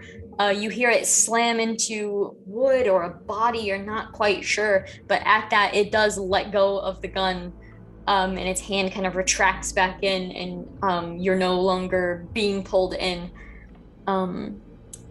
Is that all for your go? Yeah, I'll just like push down the lever and get ready for another shot, but it's only got one rate of fire, so that'll be my All turn. right, so you, do you back up any, or? No, actually, I think Raoul's gonna stay right there. Stay right where you are, pull back the lever, pull it up for like a better aim, more of what you're used to. Aim up, and at this point, you're both looking into the darkness, the shadows, and then you're not sure if you were expecting to see something or if you were expecting for it to go away. But in this brief moment staring into this dark closet, there's only a moment of silence before you see two long arms come out, grab onto the door frame, and you see its head push forward. And you see just this long-faced skeletal, almost like dripping with shadow. It's nothing you could explain to anyone. Seeing this thing standing in front of you, shadows drip off of it, and it's like got this skeletal form to it. As it steps forward, it reaches both claws outward towards you, both of you having shot it already. It's gonna swipe down at both of you, making two claw attacks, one towards each, and as it stands up fully, you see its head actually, it has to like lean over to not hit its head on the roof or on the ceiling, as it's just long and just dank, like just lanky, slamming down at both of you. Let's see here. All right, so it here's for the roll against Rowan. Okay, and here's for the roll against Raoul. What is your parry, Raoul? 2. Okay. Raoul, this claw comes down and it would have sliced probably through your jugular, but you reach up, you actually turn your gun and block the claws with your gun. You feel a little scratch against your face, but its claw does not get you. Rowan, I rolled a critical failure to attack you. So, cinematically, how would you like this claw attack towards you to play out? And if you want, you can lead this into your next turn if you'd like. Any certain attack or any certain position you wanted this creature in to attack. How do you want this, the worst case scenario for the creature to play out? If it's possible to have it just miss spectacularly, but also in its swipe kind of just leave its entire torso just wide open in doing so. I'll just kind of duck my head out of the way as it kind of swipes and just leaves itself like wide open. Sure. Yeah, so as it swipes down, you just make the slightest little duck and it slams its arm past you. It's really disturbing now at this point because you see its elbow, and its elbow is like over your head. Its arm, its hand is resting flat on the ground, forearm up, its elbow's over your head, almost like in a spider sort of situation going on here, but with its arms. And as it slams down, its claws slam into the wood, and you just hear the scratching of its claws in the woods. The other one, still being held by your gun, its arms are wide open at this point. Its chest is entirely exposed. Archie, you hear chaos breaking out in Tim's room. And you hear the shrieking and wheezing of this creature too. You know something's in there. They're fighting something. He would quickly ask Leonard, do you have a gun? Or anything? Leonard, sitting super dazed on this couch, just looking, and he points. You see a little gun belt hanging by the front door, and there seems to be one revolver inside of it. Okay. Archie will go and grab that. Okay. And then make his way to the room. Sure. You. Because his friends sound like they're in trouble. You bust through the doorway, basically. Coming in, you see this creature. You see it tall, lanky, arms stretched out like a spider. You see its face, long, skeletal. You see shadows dripping off of it. I need you to make a spirit roll. Oh, okay. Oh, my goodness. All right. Where's the other? There it is. Still with the wild. Yes. Yes, okay. 5 is the highest. Okay. So you too feel this fear deep in your bones, deep in your soul. Just from seeing this thing, there's a moment where you want to turn around and you want to run back the other way, and you want to go out the front door, and you want to forget any of this ever happened. But that moment fades as you are looking at these two people. One of them had just dodged. The other one's holding a claw at bay with his gun. You're not scared. I mean, you are scared, but it's not turning you away. Yeah. This is what you're here for. Me. This is what you're here for. What would you like to do? I would like to shakily point my gun and fire. All right. Do you have a shooting skill? I do. Okay. I would like to use a Benny for that, please. If sure. I could. Cross one off. I just get to re-roll both. Yeah. Well, 4. Both got 4. So. Okay. Ooh. That is a mighty 12. Okay. Nice. 6 and a 5 plus your 1. All right, so you sprint into this room. You see this horrific sight, and you just put your arm up, shaking, and just fire. And as you do, you see the bullet just slam into the center of this thing's chest. And as it does, you hear that same sound that you've heard before. You know, all of your shots are making contact. As it slams into it, you see it like take the impact, and then its head looks over, and it just looks directly at Archie. Hello. All right. Next round we have Rowan. Ooh, everybody gets a Benny. Nice. Oh, Sweet. Go ahead and add those real quick.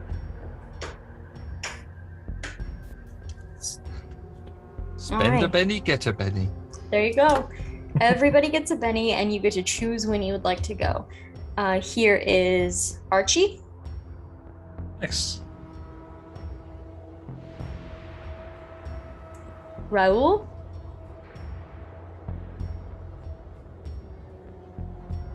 And me. Ooh, hoo, hoo. All right, so up first we would have this creature, unless I would like to go first. Sure, go for it. If possible, I want to kind of sidestep because it turned towards Archie, so I want to get a little bit more in between him and it. Okay. And as I'm moving, I have quick draw, so I'm going to pull out my second gun, and I would like to shoot it with both. Okay, go for it. Sweet. And then I also have ambidextrous, so I don't know if that's for melee only or if it's also for ranged. We'll look into it more later, but I'll say right now it'll count. Okay. That is a 6. Okay. So that was for one attack. Go ahead and roll for your second one. Okay. That is a 5. Okay. All right, roll damage for both of those. All right. It was 5 and 5. Okay, so you pull out your other gun and you just start firing into this thing.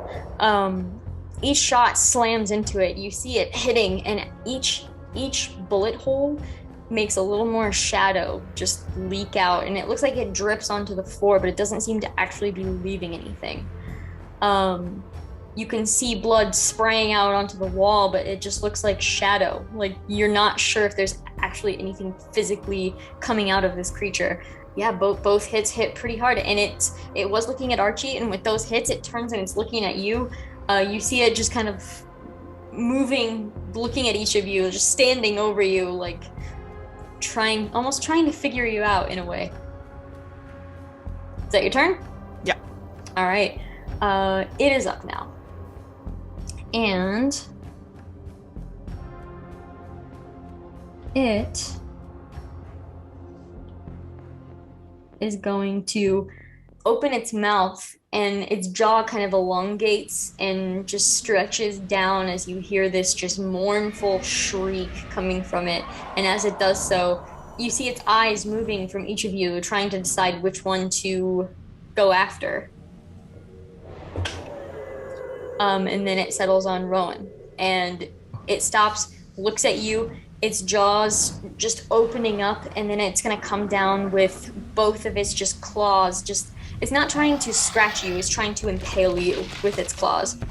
What's your parry? 5. Okay. They're both coming in this direction. We'll go ahead and call it the same attack, the same critical failure. So how would you like to resolve this?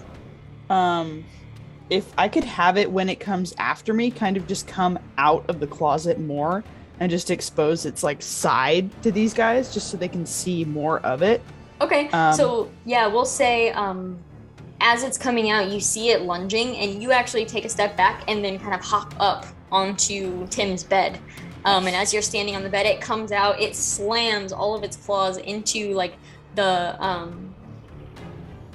bed frame, just the end of it there, wood splintering, shattering everywhere. slams into that, doesn't get you at all, but it has now fully stepped out of this closet. You see what appears to be like a humanoid torso, just exaggerated. Like it's very, very long. The ribs are very small, and then the hips kind of extend out, almost in a way that makes its back legs almost look frog-like in a sense, because they come out and extend kind of spidery like its arms do. But it is now fully out of this closet, and it is massive, kind of like bunched up, taking up the majority of this room, but its sides are now exposed to both of you. All right, that is its turn. Archie, you're up. He will just take another shot, really. Okay, sure. I'd like to think Leonard's watching from the couch and he just sees the room lighting up with gunfire and just doesn't see anything else. Just he's like, pop, pop, pop, pop. Oof. A 3 and a 1. All right, so you you go to shoot, and this thing, you kind of shoot as it's coming out, as it's lunging, and your shot goes wide and actually slams into the wood on the other side of the bedroom. That seems fair. Missing entirely. And that was 2 shots, so keep track of that one. Yes, I am. Okay. And that is your turn. Would you like to move anywhere? Having missed, I would just like a little step back. All right, you kind of step back, almost like against the open door. Yeah. Trying to steady your hand. Like you grab onto your wrist, trying to steady your hand. Cool. Raul? With this thing a bit more exposed now, I'm just gonna like put the barrel of the gun right up against its side and just. Sure. Yeah, go for it. No, I will use a Benny on that. Will or won't? Will. Okay. It's not meant to be. Just 2 2s. Wow, yeah, it wasn't meant to be. You're getting my luck. All right, so you shove the barrel of the gun against this thing. It makes contact. You fire, and the bullet splinters through a couple of the ribs, but it seems to just get skin as it's blown outward. It doesn't seem to have affected this thing at all. The bullet slams into the door frame on the other side of the door where Archie is standing. Okay. Then I will like pull the lever on it and step back a little bit, towards where, kind of like behind Rowan, where the hole is, like kind of between Rowan and the hole. Okay, sounds good. Stepping back a little ways, this thing kind of looks, and it's like it wants to slash towards you, but there's not really a lot of room in here. And it's finding it hard to move around. At this point, I'm going to have all of you make a spirit roll for me.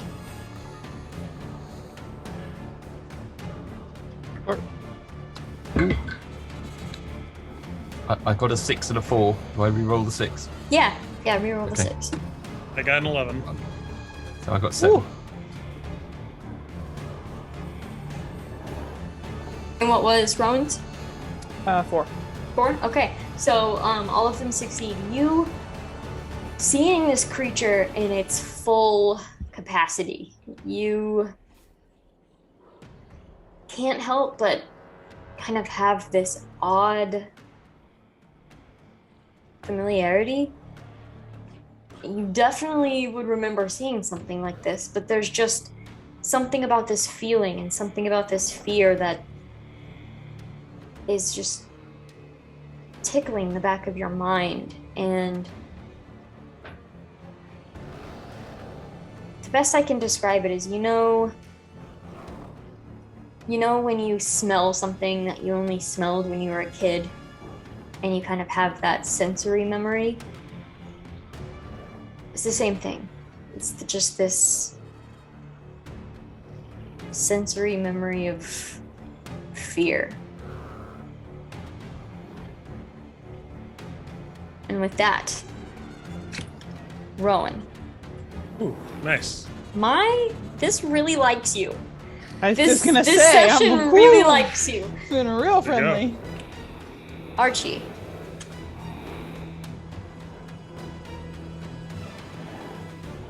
Raoul. Okay. And the boogeyman. Oh. That can't be good. Great. That's exciting. All right, so Rowan, you're up first. Okay. Is it still have its attention on me? It does. Okay. I am still up on the bed. I'm gonna go ahead and just shoot at this thing again. So that is this with both guns. That is a 6, and that is a. That's not gonna hit. That's a 2. Okay. So one of them, and that is 6 damage. All right, do you want to use a Benny to re-roll that other shot? Yeah, I think I will. Okay. So.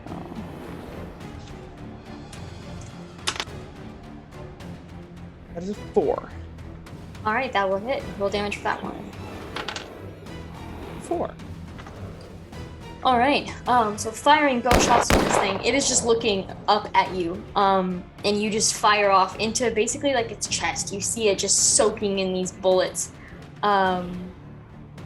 just dripping with shadow. And as it's looking up at you, you see this smile just stretch all the way up across his face, almost like it's coming off his face. Like it just keeps smiling. It just keeps going and going. And as it does so, it's going to reach out with one hand, grab onto your ankles, and try and pull you so that you go prone on the bed, and then just stab you with the other hand. So go ahead and make an agility roll.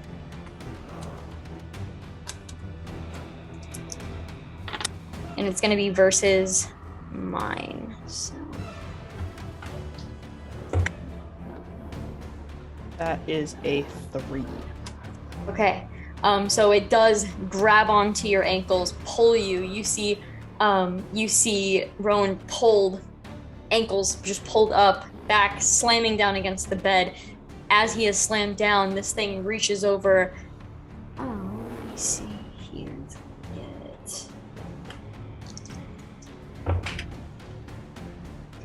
What is your parry? 5. Okay. And what is your toughness? 4.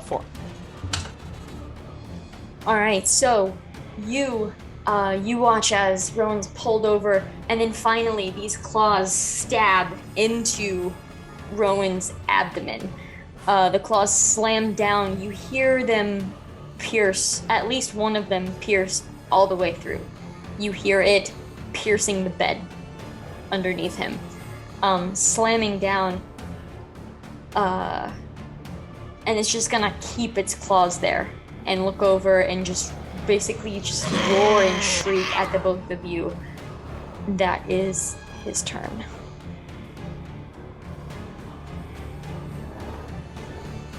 Raoul, you're up. Okay. We have like a couple of candles next to the hole too, right? Yeah. I want to grab one of the candles, and I'm gonna take out my oil flask, and I want to toss both of them in the closet. Okay. Just in the closet? You don't even have. Yeah. I won't even have you roll for that. I'll have you just toss both. As you hear the noise of them hitting the closet wall, there's a moment before you see just flame starting up, burning up, lighting up the entire closet wall. You see its claws just deep in Rowan's abdomen, glance back and look over at the fire coming out of the closet. Anything else? Is it like visibly reacted other than just noticing there's a fire? It looked at it, and then it just is continuing to shriek towards the two of you. Okay. Would I still be able to take a shot or no? Sure. Okay. Let me try that then. 4. Yeah, that'll hit. Okay. Here we go. Ooh, 14. All right. Yeah, so you toss those in, and then after you do so, you just position your hands, take a step back, put the gun against your shoulder and fire. And as you do so, it's shrieking at both of you, and as it turns towards you, the bullet hits it like in the neck, and you hear the shriek kind of gurgle a little bit as the shadow is just dripping out. And then you see it kind of swallow almost and look at you and shriek at you even louder and almost more angry. That'll be all it. right. Okay. Archie. Okay. I would like to use maybe an occult skill and see if I can sort of figure out what this thing is. Maybe just sort of watching all this happening, and it does say +2 so at the thing. So is this because I'm a scholar? Yes. So yeah. You'll add +2 to your the highest. total. Yeah. Okay. Oh! I got an 8 on a D8. Roll again. That's a 3. So 8, 9, 10, 13. Nice. Okay, so there is this moment. Archie has been just focusing on that weird sensory memory. You're confused as to why this feels familiar to you. You've definitely never been in a situation like this before. And for a moment, you're thinking back, and this memory clicks. Just this memory of being young and being afraid of what's under your bed or what's in your closet. Why is that a memory why is that a feeling that all kids go through? What's in the closet? What's under the bed? And something clicks in your mind. Just a book you've come across, nothing you even took seriously. Something written by a mother. Someone who was concerned about how afraid their child was. Something that became widely known as a tall tale of the boogeyman. Something adults can't see until they encounter. Something adults don't believe. Something that drains the life from the home it's placed in, trying not to be discovered.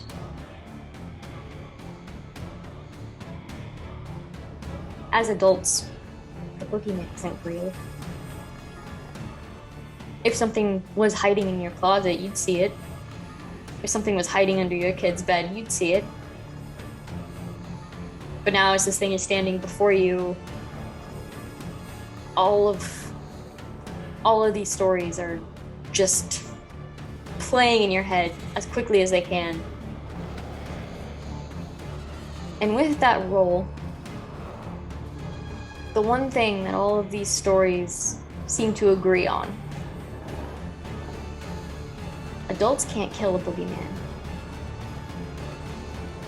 but a kid can.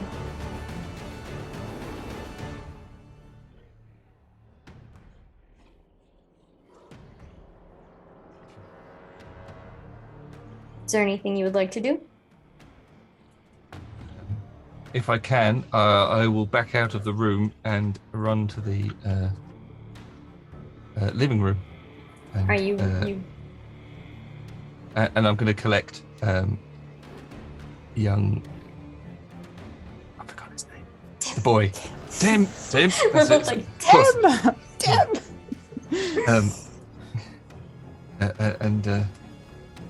And yeah, I'll just drag him towards the monster. Oh, We'll this never poor know. child. Yeah, yeah. I'm a man of study, not of emotion. Yeah. So it'll say, it'll try and say something say, you can kill it, Tim. Come, help us kill it. You're the one who can do this, or something. Try and sort of show, give him the strength that that he can do it, that he can end his nightmare himself, sort of thing, and save his family. I will say, make a. I'm trying to pull up the stats here. Let's see. I have persuasion. It's Persuasion? a D4. Okay, I'll do my best. With my D6. With the extra D6. Yes.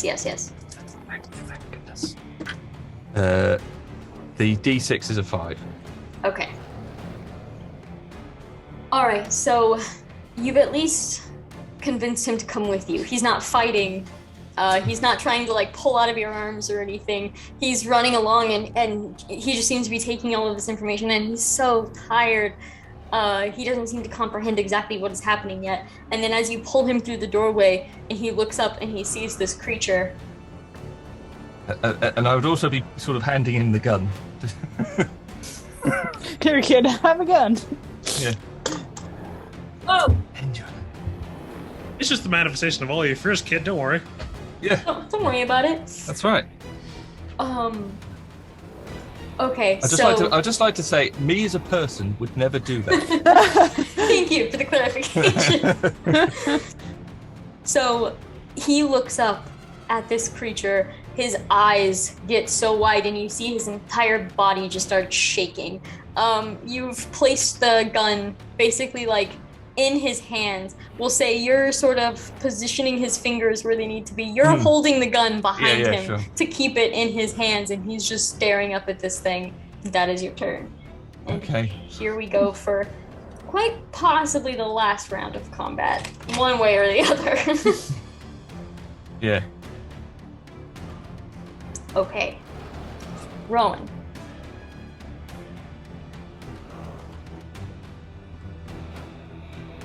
Archie. Okay. Raoul. You have one Benny left. Yeah. No, I'll keep it. Okay. The boogeyman. Okay. And now, Tim. Oh! What? Let's go, kid. What? Yeah, boy. Oh my gosh. Am I a joke to you? Okay, let's see. I sensed the force was strong in the boy. What in the world? And I don't know if this is actually how it goes, but it's how it goes now. Since he's an ally, you'll all get a Benny. Oh. Dang. Sweet. So first up is Archie.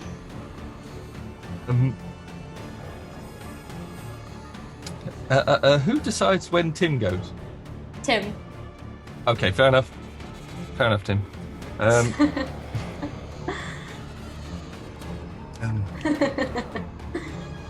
I will just say, you can do it, Tim. You can end this. Okay. I will say, with you standing behind him, holding, trying to hold his hand steady, once he decides to pull this trigger, I'll give him a bonus for you aiding him, basically. Okay, If this is what you're doing. Yeah, that is exactly what I'm doing. Perfect. So, yeah, you're kind of kneeling down, comforting him, telling him. Just try to sort of It's calm gonna be him, sort of okay. keep Yeah. him. Okay. I'm gonna have him do something. All right. You can still feel his elbows just trembling, and you're just trying to keep them steady as he's looking. You even see a tear just streaming down the side of his cheek as he's just staring up. Awful. Now are we up to? I can't see those right well. That one's got a glare on it. What is that? A 9? I think so, yeah, Yes. 9. Yes. Yeah. So we're up to Rowan. Okay. Well, I will have let out a lovely as I got impaled into the bed. Just ignore that, Tim. Yeah, Just ignore claws that. still in, but I'll also probably have reflexively let go of one of my guns and just kind of grabbed where its claw is sticking into my stomach. And if I have the time to get my wits about me, I will try to shoot it with my offhand. absolutely. You're holding on. You feel the blood like soaking into the bed right underneath you, and you just bring your gun up with your offhand directly at it. Go ahead and fire. Going on pure adrenaline here, folks. That is a 4. 4 hits. Okay. That is a 6. Okay.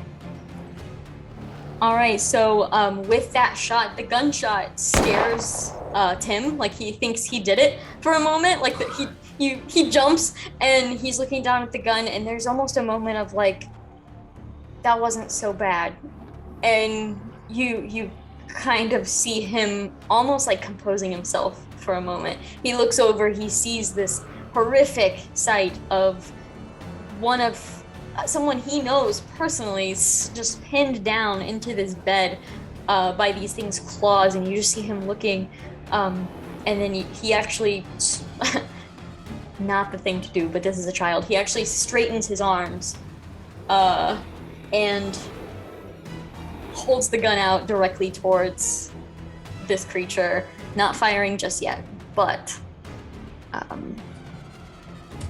Rowan, you feel a little bit of blood like at the corner of your mouth there. Is that your turn?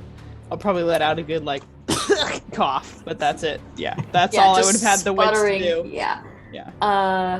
Roll. No, just kidding. Okay, so this thing no, just kidding. This thing pulls its claws up, releasing you from being pinned from this bed. You're still laying there. Now your wound is bleeding profusely. Pulls the claws out, looks over, and it seems to have just noticed that Tim is in the room. And it looks over, and you see it looking down at Tim, and it shrieks at Tim again. Archie, I'm gonna let you choose persuasion or just a spirit roll, whichever one is higher for you. I will go for spirit, Okay. please. Ooh, 5. Okay. So as this thing turns and screeches towards Tim, you're standing behind and you're assuring him in his ear, it's okay. You're the only one that can do this. You can do it. It's just kind of repeating the same things you were doing before. Don't be afraid. And at the sight of Tim not running or being absolutely terrified of this thing, the creature now turns its full attention towards Tim. Hands kind of down on the floor. It looks down. It screeches at Tim.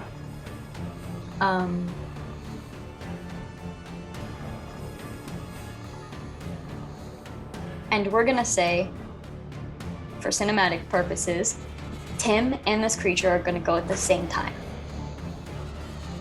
This creature is gonna take one slash towards Tim.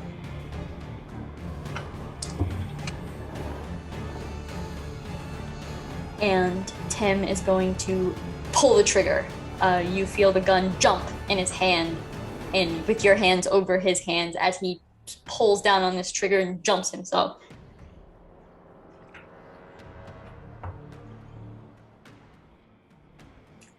All right, so you see in one swift motion, these claws come down, the gun fires off, and you hear the bullet splinter into the wood behind, having missed. And you see this claw come down and slice into the arm that is holding up, one of the arms that is holding the gun. Tim's arm is just sliced open. He lets go of the gun with that arm, and you just see him turning his head and looking down at this slice. And that is both of their turns. Raul, you are up.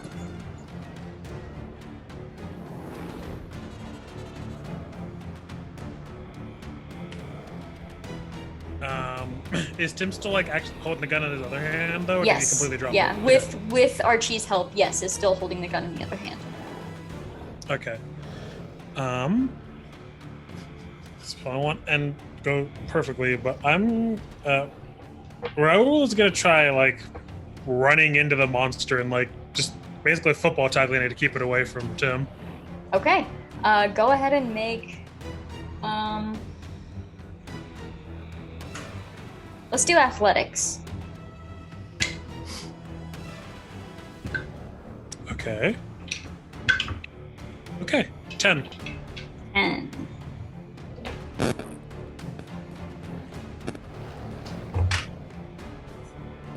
Also 10. As the two. All right, so as you sprint over to this thing, you slam into this weird torso. You're not quite sure where would throw this thing off balance, and you slam into it, and it does push it. It slams it into the wall. You see its arm come up and kind of hold the door frame to steady itself, and it turns towards you. You haven't tackled it over, but you have gotten its attention. And it's looking towards you. Yeah, I'm just gonna hold on as tightly as I can. All right, trying to keep this thing from moving. Okay, sounds good. All right. Rowan. Oh my god! Oh, business! What is happening? Oh my gosh. Incredible. What?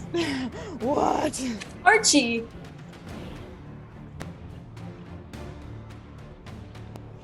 Raoul. Okay. Ooh. I was thinking of spending a bunny on that, but I don't think I need to. The boogeyman. I'm gonna spend a penny. But first I'm gonna draw for Tim. Okay.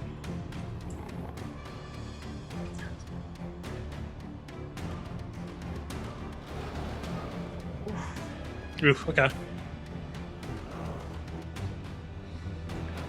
All right, so Rowan can go whenever you would like. I would like to go first. Okay, go for it. So I want to do two things. First, I want to take as much time as I can, probably because my arm is shaking a little bit. I want to aim well above where Raoul is. I want to try to aim at this thing's head. Okay, so there are two things you can do here. Okay. A called shot gives you a -2 penalty. So you can do it that way and take the chance of your -2, or you can take a risk and you can spend your entire turn aiming. Would shouting something also be a free action then in that case? Yeah. Or okay. So it would give you a bonus. So with the called shot, I think it makes it just a. I think because I do want to get a shot off in this turn, I think I will call the shot for this one. Okay. In that case. Okay. So I'm gonna aim for its head, and as I kind of lift up my gun, I'm gonna say, "Over here, you son of a bitch!" And I'm gonna shoot at it. Beautiful. I want to get its attention.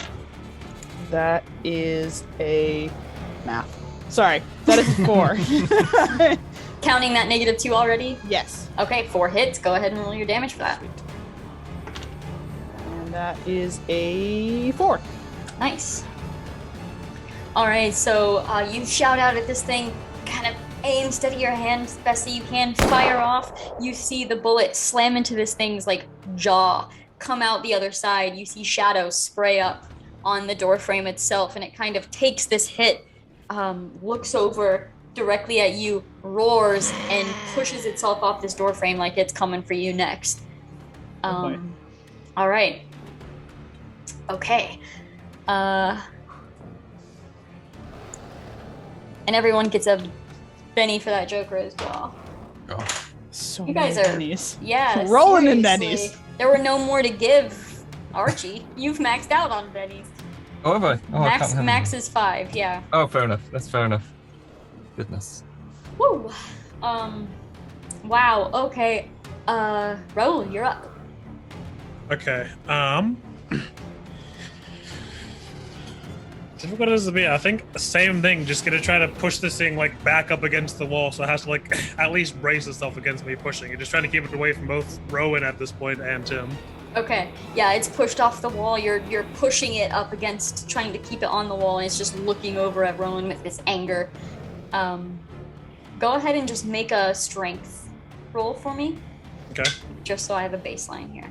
All right.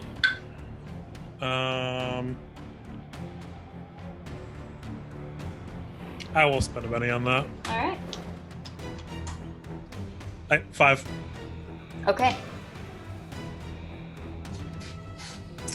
All right. Now we have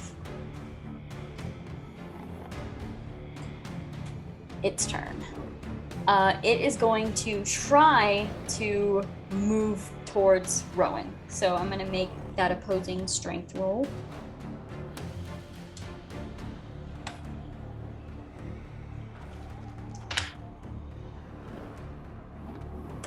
As it tries to move forward, Rowan, you watch as Raoul just bear hugs this thing and slams it back up against the wall. A claw comes out and scrapes against the bed frame, kind of like scrapes against a part of the bed too, and you see cotton just flying everywhere from this.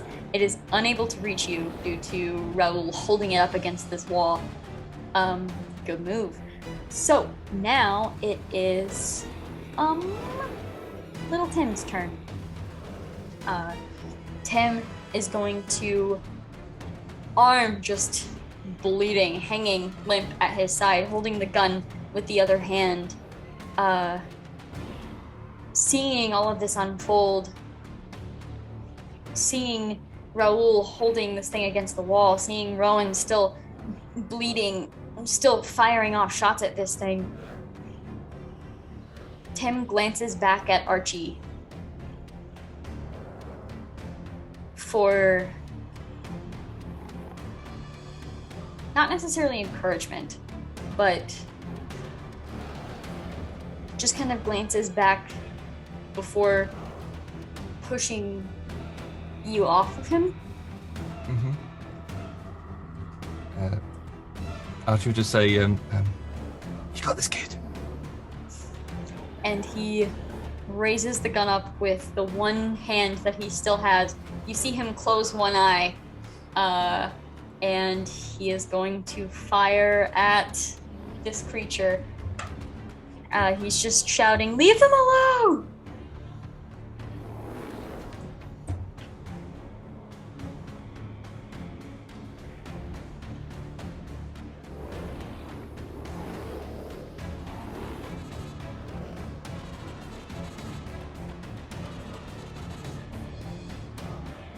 So I have a -2 for being unskilled in firearms. I'm rolling a D4. They got a 14. That kid, don't mess with him. Let's go, Tim. Oh my gosh, go Tim. What a champ. Alright, so he shouts, "Leave them alone!" And as he raises up this gun, this creature who was just fixed on Rowan looks over, looks down, his jaw begins to extend again, he's just shrieking, and these shadows are just dripping off of him. Tim looks up. This thing's leaning down, so the gun is basically in this thing's mouth. And Tim closes one eye, and then he just looks away and fires, and you hear the shot just ring out. And as it does, all of these shadows just almost like evaporate. You see, as the bullet slams through, more than what would have been blood comes out on the other side, sprays up against the entire ceiling. You watch every bit of this creature extend out towards that spray of blood that it would have been as this thing is disappearing. The whole ceiling is encased in shadow, and then it all moves down and begins settling into the natural shadows of the room. And you feel that thick fear slowly subsiding. The lights are brighter. The shadows are not as dark anymore. And there's just silence for a moment before you hear Tim just burst into tears from the slice on his arm, and he drops the gun. He is just screaming at all the blood dripping from his arm. What would you like to do? I'm a little preoccupied. I will have lowered my gun arm and just sort of onto the bed. Yeah. Archie will take the gun off little Tim and just say, good shooting. And sort of pat him on the shoulder and go, let's sort that arm out, shall we? Leonard has made his way over, still just dizzy from being knocked out earlier, and he's leaning up against the doorframe, and he looks in, he looks at Tim, and he sees his arm, and he just drops down to his knees and just pulls him over and is immediately like removing whatever jacket he had on to wrap it around the arm. They're both pretty panicked. Looks up and sees all of the blood just covering Tim's bed.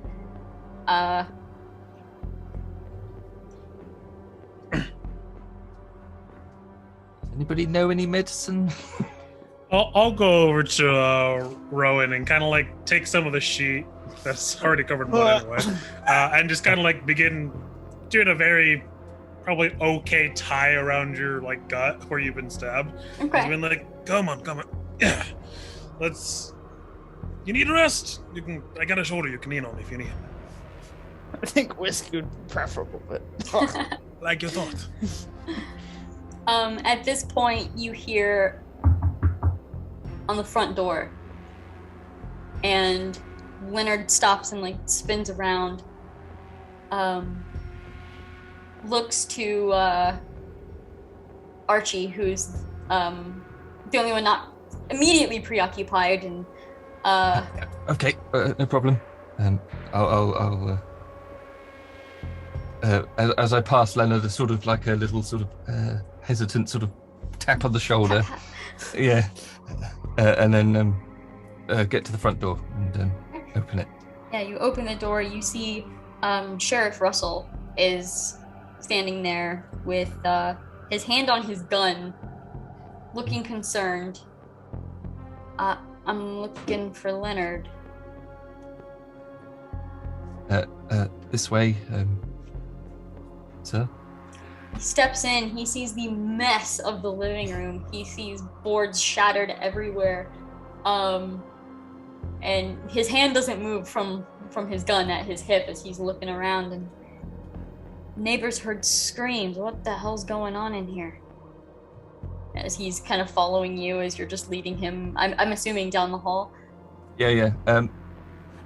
I've still got Tim's gun, but I'll be holding the barrel because I've just taken it off the. He's just like definitely uneasy, and he follows using it to point, sort of like, oh yeah, it's just this way. He's just this way. Perfect. And he rounds the corner and he sees the blood just dripping on the hallway floor from Tim, and he pulls his gun out of the holster now, sees Leonard, and he comes up and he says, "The neighbors heard screams. What is happening?"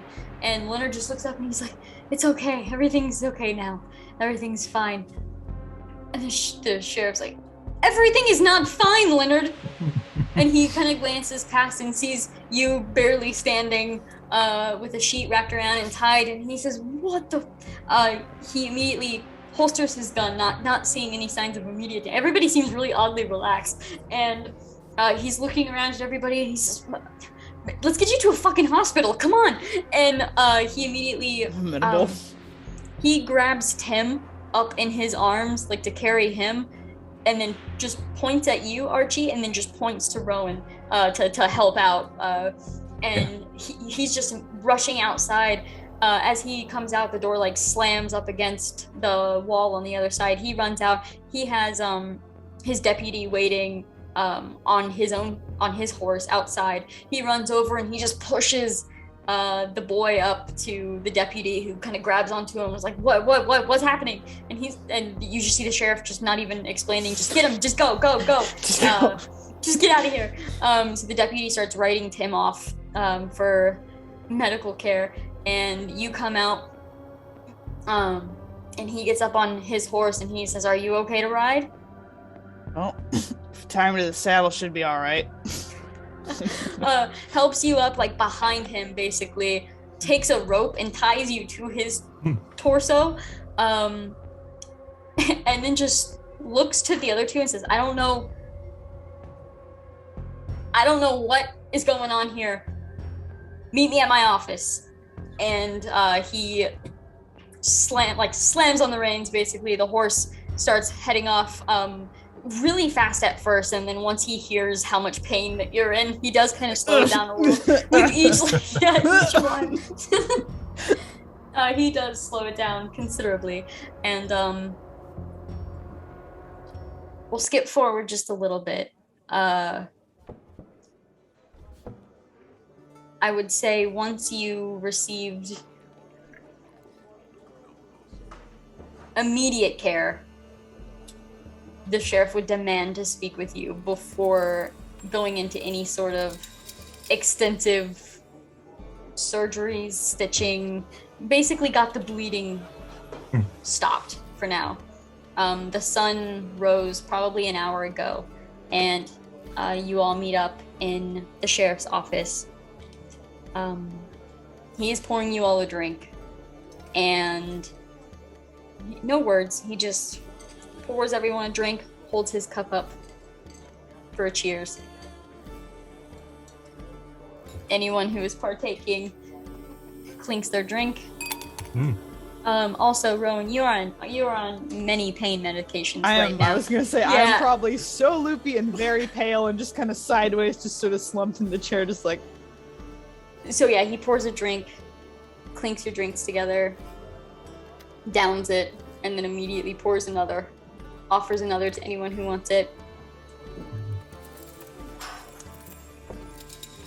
After seeing poor Martha Ward's body, I don't know if I want any more details, if I'm being honest with you.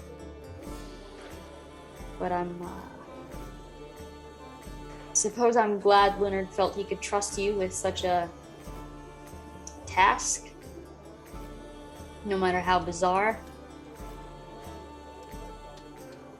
Seems to be a lot of weird and unusual things happening around these parts lately, and I ain't ashamed to say I'm not cut out for it. So first I'd like to say thank you. Of course, that's what we were here for. I'll kind of give a little nod, but most of my energy is being put into staying upright at the moment. It's a pleasure to help those in need.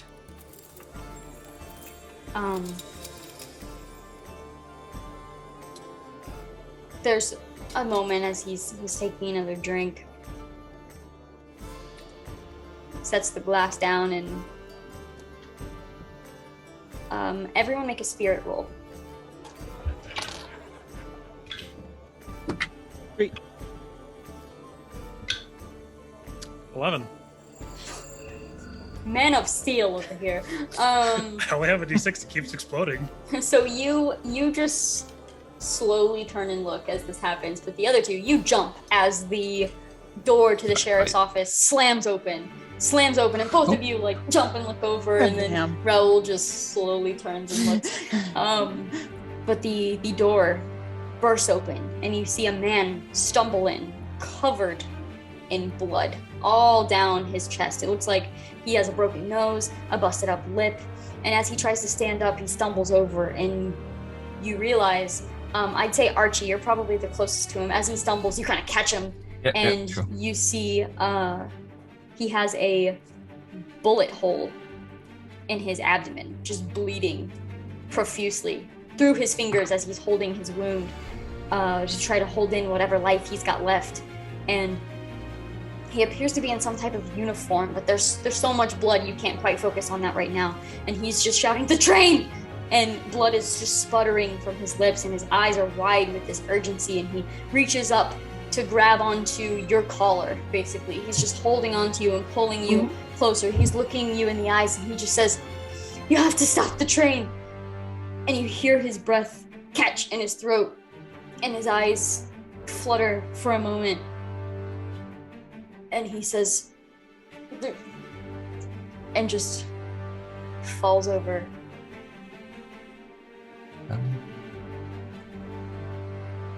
We've got to stop a train.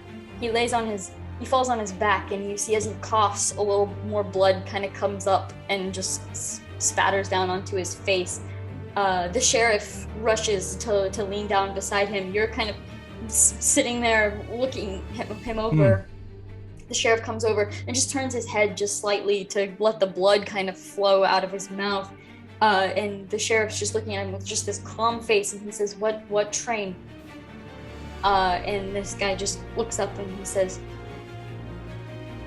the Crossroads.